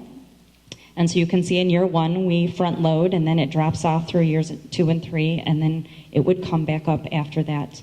We didn't build it out past 3 years because, as I said, technology changes that quickly that we wanted to keep it to a more realistic time frame. It also builds in contingencies for loaners, for breakage, things like that, as well as students in grades 6 through 8 who qualify for fee waivers. The district would provide those resources to them as well.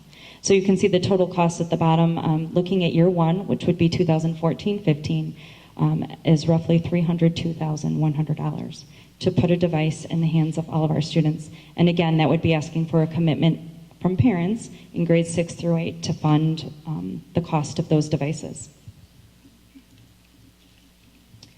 Just to review some of those key considerations that we talked about again in March, right now the tentative budget that you will be presented with from Becky is actually $130,000 less than what our current technology budget is for this year.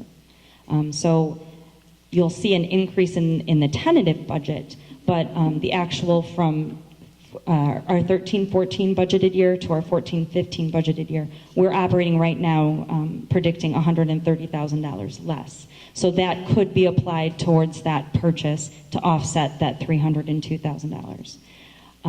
A significant requirement that we have on our plates as educational institutions are the requirements for park testing, and kind of regardless of where this initiative goes, it is going to be important to have additional devices to have in the hands of kids for those testing times.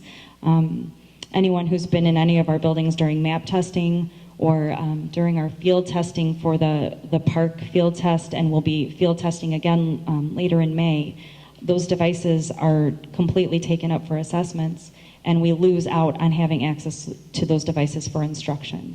And if we were to be able to get to a one-to-one model, we would be able to use them with those students for testing when they're testing and use them for instruction when they're learning. Another key piece that I brought up at the last meeting, District 207 organized a consortium of Chromebook districts and looked at how can we leverage buying power of those districts when we're looking at a purchase of more than 35,000 units in the next year. I actually had the opportunity to sit and hear from one of the vendors who has a new Chromebook coming out on the market with some marked improvements from the existing Chromebooks that are out there. A more reinforced screen, more metal parts versus the plastic parts, really geared towards the educational environment, which is a shift. And I think we're going to continue to see those shifts as more vendors realize the potential that Chromebooks have in the education market. One key piece that I would like to continue to reiterate, because it has been so powerful in the hands of our teachers, is the program Hapara. And Hapara takes a lot of that stress of teachers knowing that when every kid has a device and they're turning that device in my classroom, do I have the ability to still manage and coordinate what type of learning is taking place? And Hapara gives us that ability to do it. And not just from a management perspective, but also from an interactive and instructional strategy. So how can I differentiate? How can I interact with my students with their assignments?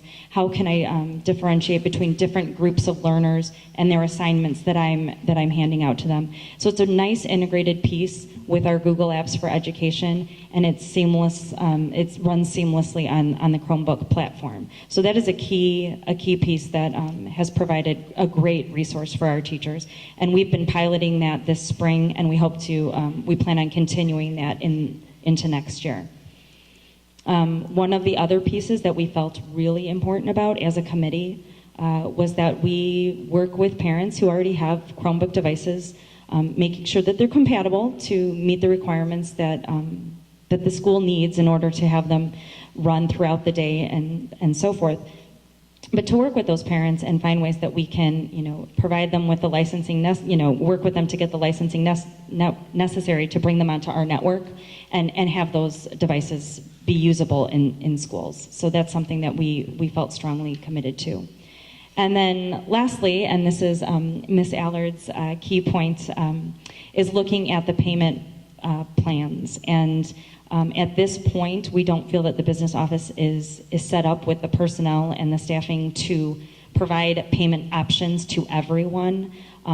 But if that was the board's consideration, we would have to evaluate how that might be accommodated. We do always understand that there are extenuating circumstances and would definitely take those into consideration. But we wanted to make sure that, we know the student fee discussion and the difficulty sometimes that we've gone down with that. So we want to make sure that we present that as a key consideration for tonight's recommendation. The other key pieces is looking at our curriculum. And again, I know in the attachment regarding the device selection, we really looked at our resources that we already have access to, whether they're the online textbook versions of our hardcover textbooks that we are using, or some of the additional online resources that our students use, and their compatibility with the device that we select. It was a critical piece, and that played into the selection tonight. So with that, I believe that we've presented all of the information in order to facilitate this discussion, and I would welcome any questions. Thank you, Terry. I appreciate all your work in this. I know that this is the culmination of several years' work for you. And I'd like to take the time to thank all the volunteers of the BATC committee for their diligence and the time that they've put into this as well. The board has, and recently, we've had multiple communiques from folks for and against this, and it's really up to each individual member to decide what they feel is best going forward. And I know the initiative is there. 2 meetings ago, I did a consensus poll of the board, and you mentioned 95% of your staff wants to go one-to-one. Well, 100% of the board wants to go one-to-one. So I don't believe that that's necessarily any objection on anybody's part of the board. We want to be there. I think that there may be some other concerns that may come up, but this board is committed to advancing technology in the district. Is that better? Yeah. So the board is dedicated to advancing 21st century learning and advancing technology. That being said, I open it up to any comments, concerns, or questions on behalf of the board. Can I ask a couple of questions, I guess? My issue with this recommendation is not necessarily the selection of the device itself. I trust that the committee and the thousands of districts that have chosen Chromebooks have done the right thing and ultimately drive the educational needs for their particular student population. I guess my concern becomes the implementation of the one-to-one. And given the fact that our technology leadership is changing and we have not selected a new leader yet, I do get concerned that the bulk of this implementation will happen, or need to be planned and happening through the summer and then obviously in the fall. What is the thinking there? Was there any discussion at the BAC committee about that?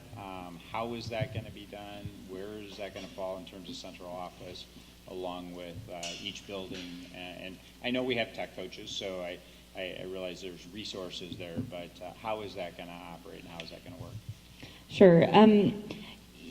I'd love to take more credit than I probably deserve and say that my role is that critical that it couldn't happen moving forward. But that's not the truth.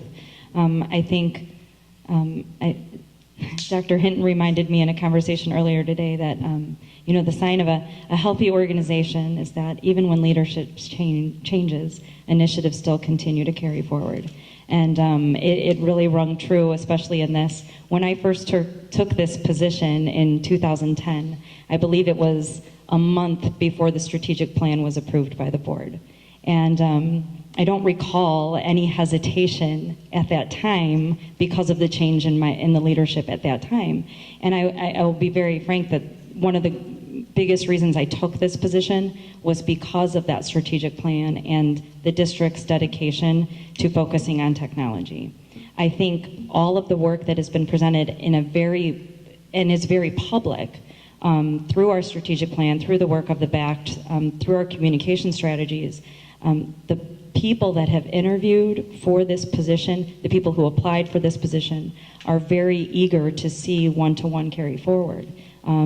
I will say that the majority of candidates have one-to-one implementations currently in progress in their own districts in many cases.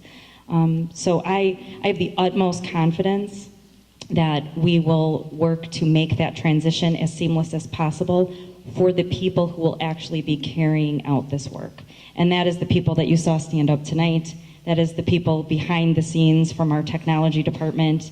Those are the teachers, many of whom are sitting here tonight, and those are the teachers who have put in the work this year to build that foundation.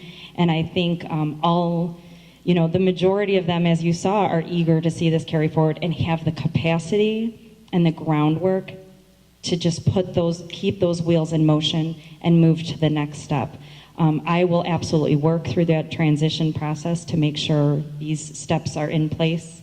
I also know I had a conversation with Dr. Hines, who is also very eager for this initiative to carry forward. She's in a similar circumstance in her current district, and she is absolutely supportive, and I believe that's one of the key things that the board looks for in these leadership positions is we have key initiatives on the table. Who are the leaders that can step in and carry those forward? And I truly do have the utmost confidence that they'll be able to come in, but it is the people who are there on the day-to-day, our technology team, who is outstanding. When things work well, we don't hear from them or hear about them. It's only when things don't work well, and unfortunately they don't get a lot of the credit that they deserve. And they are out there and they are working every day to make sure that the foundation, whether I am here or not, would be able to carry forward and be successfully carried forward in the fall. So those are the pieces that I can contribute to that question. Yeah, and I appreciate that, and that's certainly a great broad overview. It would seem to me with such an important initiative that a true implementation plan, if the board were to approve this initiative, would really need to be developed, and really not just at a high level, but a fairly detailed level. And I guess it's certainly up to the board, but before I would vote yes for this initiative, that may be the outgoing request, is to have the technology leader who had the vision, right, and drove much of the initiative here, at least leave the district with a plan that really does envision what will the implementation be, who's really in charge of it, how is it going to get done in each of the buildings, all of that again, in sort of any normal kind of IT initiative, you would have a pretty detailed initiative around a plan for how that's going to work, and an implementation plan. That's what I would request. Thank you. And I can also say that a lot of that groundwork is already being done as far as our instructional technology coaches working with teachers to clearly identify what is the professional development needed from this point until the fall to outline that. I think one of the things, it's a kind of a chicken and the egg situation in some cases where, we want to develop as much detail as possible. However, it's almost waiting for the vote to happen to say, let's really dive in and make this a reality, knowing that this is going to happen in the fall. And I think in some cases, it's very difficult to plan a summer of professional development without the go-ahead for what that professional development is going to include. So it's there, and those steps are there and will absolutely be laid out. You know, as I have thought about this, and I've struggled with this issue for at least the year that it's been in front of us. For me, really, there have been kind of four key issues. One issue is whether one-to-one technology is really advanced enough that it's really worth the money that is going to get put into it. And I think we talked about this as a board last time. I think, you know, last year at this time, I'm not sure I was there. I've become comfortable with the idea that we can do very good things with one-to-one technology, and that it does make sense that the classroom of the future is going to need to include some kind of device for every student. So then the second issue becomes the device issue. For me, this has always actually been the smallest of the issues that I've struggled with, because I don't think there is any perfect answer to what the device is. I think people can always argue over the pros and cons of various devices, and nothing lasts forever. You're recommending a Chromebook this time. 3 years from now, 4 years from now, it may be something else. And that's just the natural progression of the technology. If we waited for the perfect device, we would be waiting forever. The third issue then for me is the funding. And it is unquestionably a large amount of money to launch one of these programs. And one of the key questions is, do the taxpayers pay for this essentially by having it come out of the district's budget? Do the parents pay for this by purchasing the device or paying for it in fees, or some combination of both? You've proposed a combination of both. It seems like a pretty fair compromise to me, especially when you combine it with the $130,000 in budget that you're kind of repurposing for this purpose. The actual nut to our budget is a lot smaller than it could be, and the hit on parents for fees is a little more modest than it could be if we went to an all-fee system. So I've gotten comfortable with that. The fourth issue really then is the rollout, the implementation, the administrative turnover that we're about to be facing in a couple of months. And I think that's a fair thing to be concerned with. And I'd echo Terry's concern that I think we ought to see a pretty clear implementation plan once we vote to approve this. I don't feel like I need the implementation plan before I cast the vote going forward, because I guess I have faith that it will be coming, but that really will be where you're going to have to focus the next few weeks if we approve this. So kind of with all of that, I'm pretty comfortable with where we are this evening. Was that 4? I thought I That was counted. four. 4? Okay. Yeah, so the one-to-one, whether to do it or not, the device selection, the funding, and the implementation of it. I'd like to jump in here. I've got some issues or some concerns. I don't want to talk about the device. I think there's better individuals who can speak on the device than I can. There's pros and cons to any device, as you mentioned. You mentioned that the strategic plan talked about this 4 years ago. And I want to make certain that we're not doing this just because the strategic plan says to do this, but it's the right time to do this.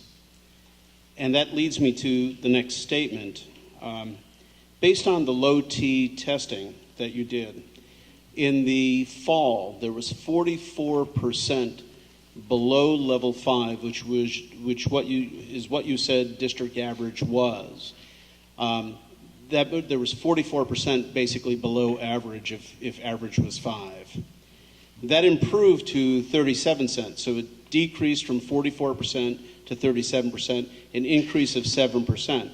The question is our technology coaches going to be able to, on a district-wide basis, take care of 37% of the staff, as well as the commitment to support the remainder of the staff? And because this is a district-wide initiative, I'm concerned about the immediate breadth and scope of this whole implementation. If it was more focused, for instance, let's say 6th, 7th, and 8th grade, I think it might be a little bit more reasonable to expect the current staff to support that initiative in a more focused manner. If I could just go through these points, and maybe you can just answer them later. On page 6 of your report to us, and this kind of echoes a little bit of what Terry and John have just reported, but on page 6 under professional development needs, once the board approves the initiative, a detailed professional development plan will be created to support teachers as they make this transition. A plan, again, of this breadth and scope to be developed over 2 months when staff won't be in place, and then to implement the plan once they get back and expect to utilize the devices, they're given the plan and use them all at the same time, seems to be an awful big jump for most people. And if you could just explain how you envision that being accomplished, I'd appreciate that. The cost. The cost is somewhat less significant to the district because of the recommendations that have been given out, but that's only because the cost is now shifted to families. And we have, in the last year, did a detailed analysis of our student fee structure as compared to most other districts in the comparable area. We have by far the highest student fee structure, and to add the cost of these devices onto those families, much less folks with multiple children in our district, would be an awful burden to bear. And prior to voting for this, I'd like to see some alternatives to that, if there were any. Infrastructure. The information that you submitted to us to review prior to this meeting had quite a bit of comments on it. And I went through those comments one by one. And not only were there comments by staff wanting to have more collaboration and more time just to acclimate to this whole concept. It's kind of a generational step for a lot of people, if you will. But I was more taken by the comments on infrastructure, about Wi-Fi, loss of Wi-Fi, and drop signals. And, if we're going to go to this great degree and great extent, and yet we can't access the internet or can't access the cloud, what's the point? And this board was advised and told that we just had a big Wi-Fi update, and we have more than enough capability, and we have more hotspots or whatever have you that have been installed and instituted. And yet for a minor rollout, a test rollout, where we had 1/4 of what the ultimate rollout is going to be, we were dropping signals and computers couldn't be utilized. So I'm asking, if you 4 times the amount of devices that are going to be used, do we have the infrastructure, without testing it, capable of supporting the number of devices that are going to be used? And again, my last thing was to justify the cost, but I think I've already relayed that. So if you can answer some of these concerns that I have, make me feel better about this, I'd appreciate it. Sure. So I'll start back with your comment about the timing and the strategic plan. I think the strategic plan was the impetus for technology becoming a focus in District 64. I think it helped establish some expectations from the board and for the staff, and give a direction. It helped us build a roadmap. It helped us dedicate some professional development in that area. And as I said, 4 years ago, 3 years ago, 2 years ago, I would not have come forward, nor did I come forward saying that one-to-one was the right thing for District 64. I'm coming forward based on the work of a committee now because we've built that capacity. The foundation of that was generated 6 years ago when that strategic plan was first envisioned by those committees. So we're really looking 6 years later now at finally saying, yes, this is a good time. We're now in a place where we are not the leaders in one-to-one. We are more so the followers, which gives us an advantage. We can learn a lot from a lot of districts that have gone before us. And for those reasons, I absolutely think that this is the right time. We have continued to add those devices, and we're at that critical mass right now where our students are they're still sharing devices. And until we get over that, that hump, the type of instruction that could occur won't change. And so for that, I really do feel that it's the right time.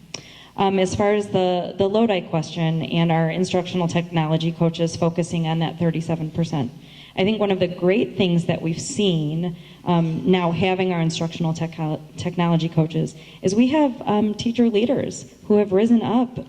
We don't solely rely on our instructional technology coaches. They can have very focused work. They can work really one-on-one and individualize and differentiate. But they've built capacity of people to become sharers of knowledge themselves. And in that way, you have a greater team of people supporting that. We have our curriculum specialists who are taking on more coaching roles, who are really working not just necessarily on technology skills, but really working on high-impact instructional strategies.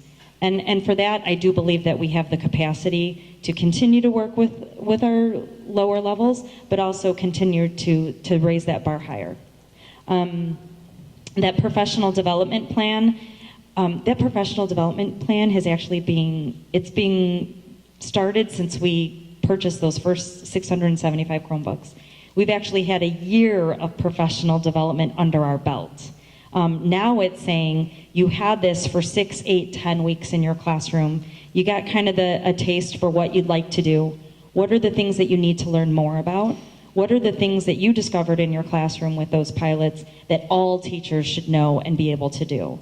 And those are the key pieces that will help develop that summer professional development leading into the fall. So it's not approve it and then we'll think about ways to use Chromebooks. I mean, that's really the intention of the pilots this year. We have a wealth of information of how those devices can be used, and teachers are going to be part of that conversation to help gear that professional development towards it. So I feel confident through Dr. Hinton's leadership, through my partnership, through that of our instructional technology coaches, our curriculum specialists, our teachers, to really develop something pretty readily to have in place in time for summer and into fall.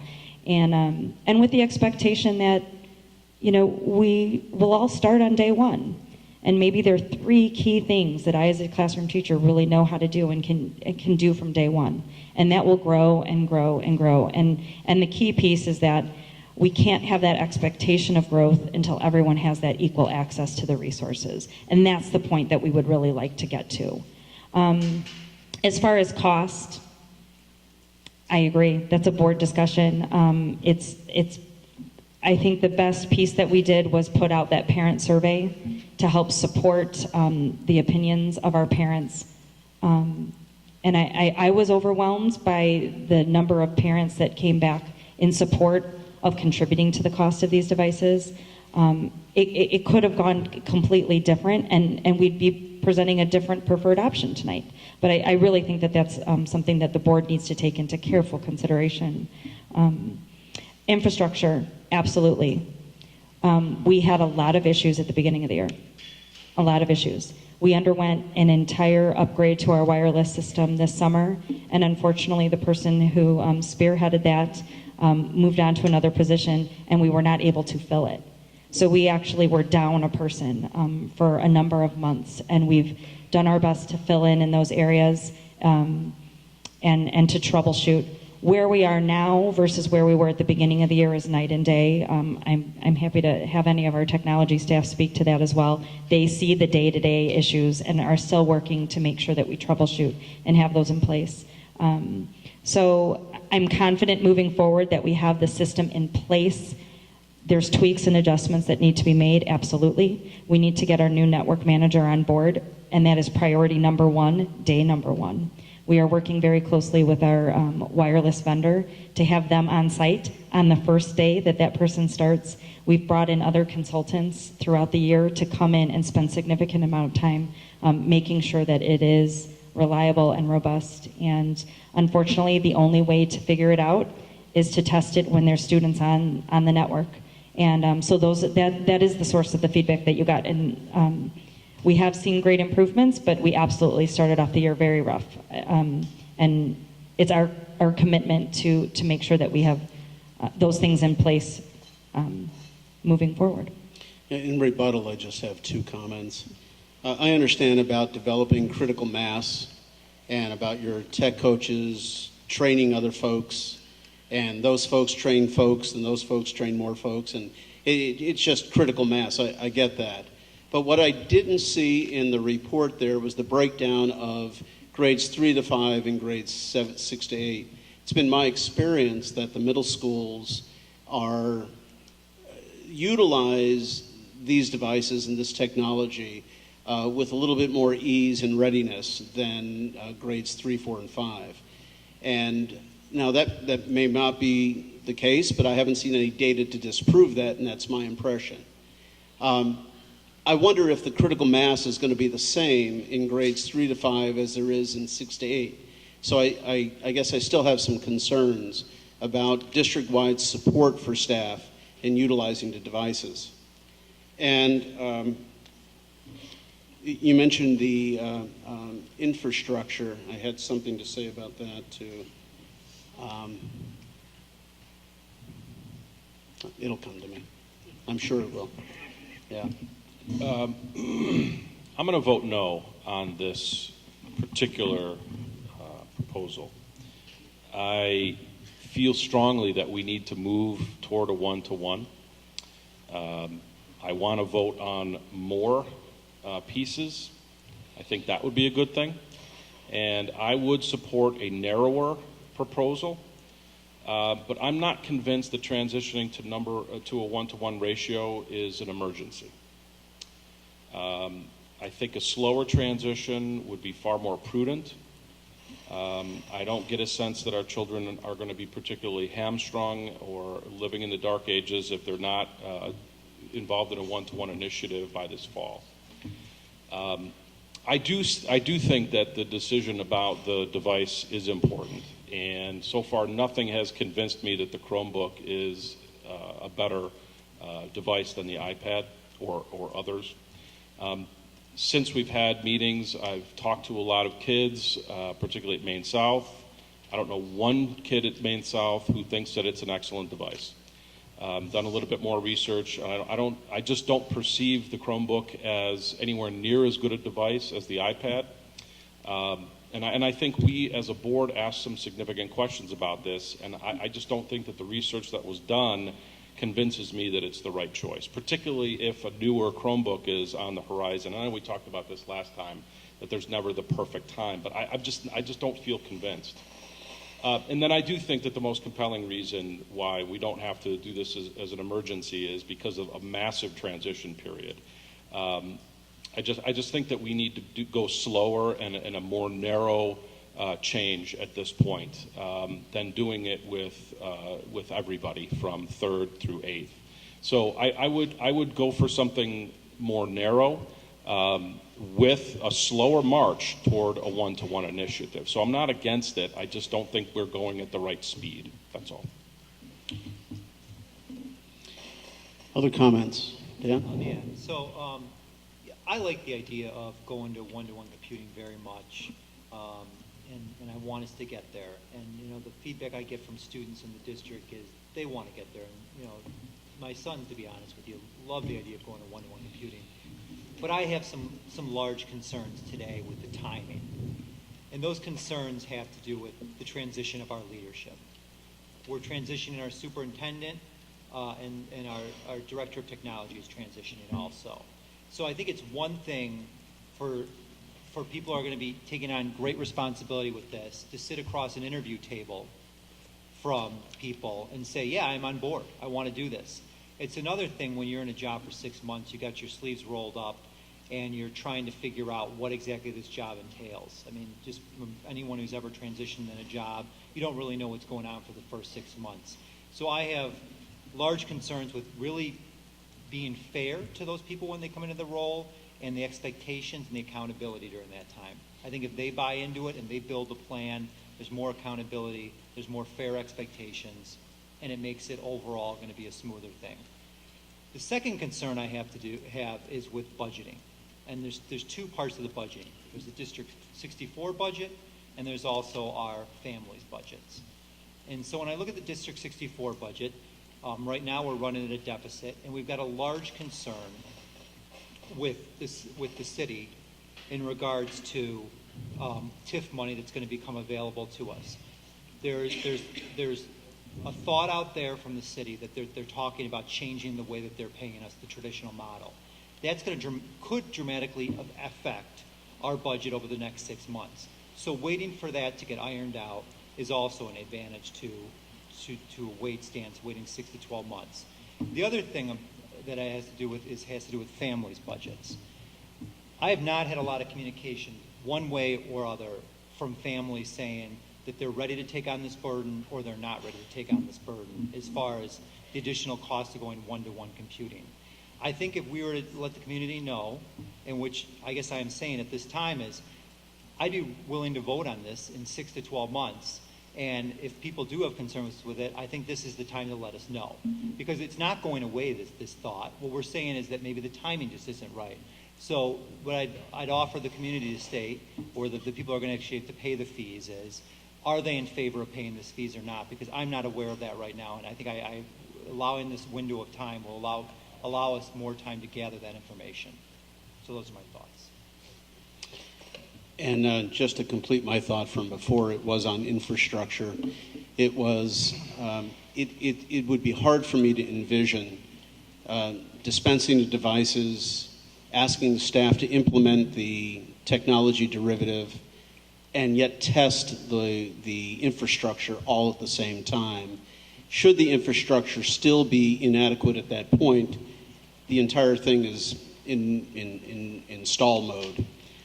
There's got to be a way to identify and stress and strain the system to know that it's going to be able to withstand the rigors of a district-wide initiative. And prior to doing that, I can't imagine instituting the program until we know that the infrastructure is going to hold up sound and solid. Are there any other comments by the board? I think we as a district ask administration to do things for us. And I think in this instance, we asked them 4 years ago to create a committee with teachers, administrators, board members, and students. We also did a one-year pilot this year. And I think the recommendation from the BAC committee and what Dr. Bresnahan is recommending is an excellent thing that we should do. And I could never be as eloquent as John in saying that, it's the time to go one-to-one.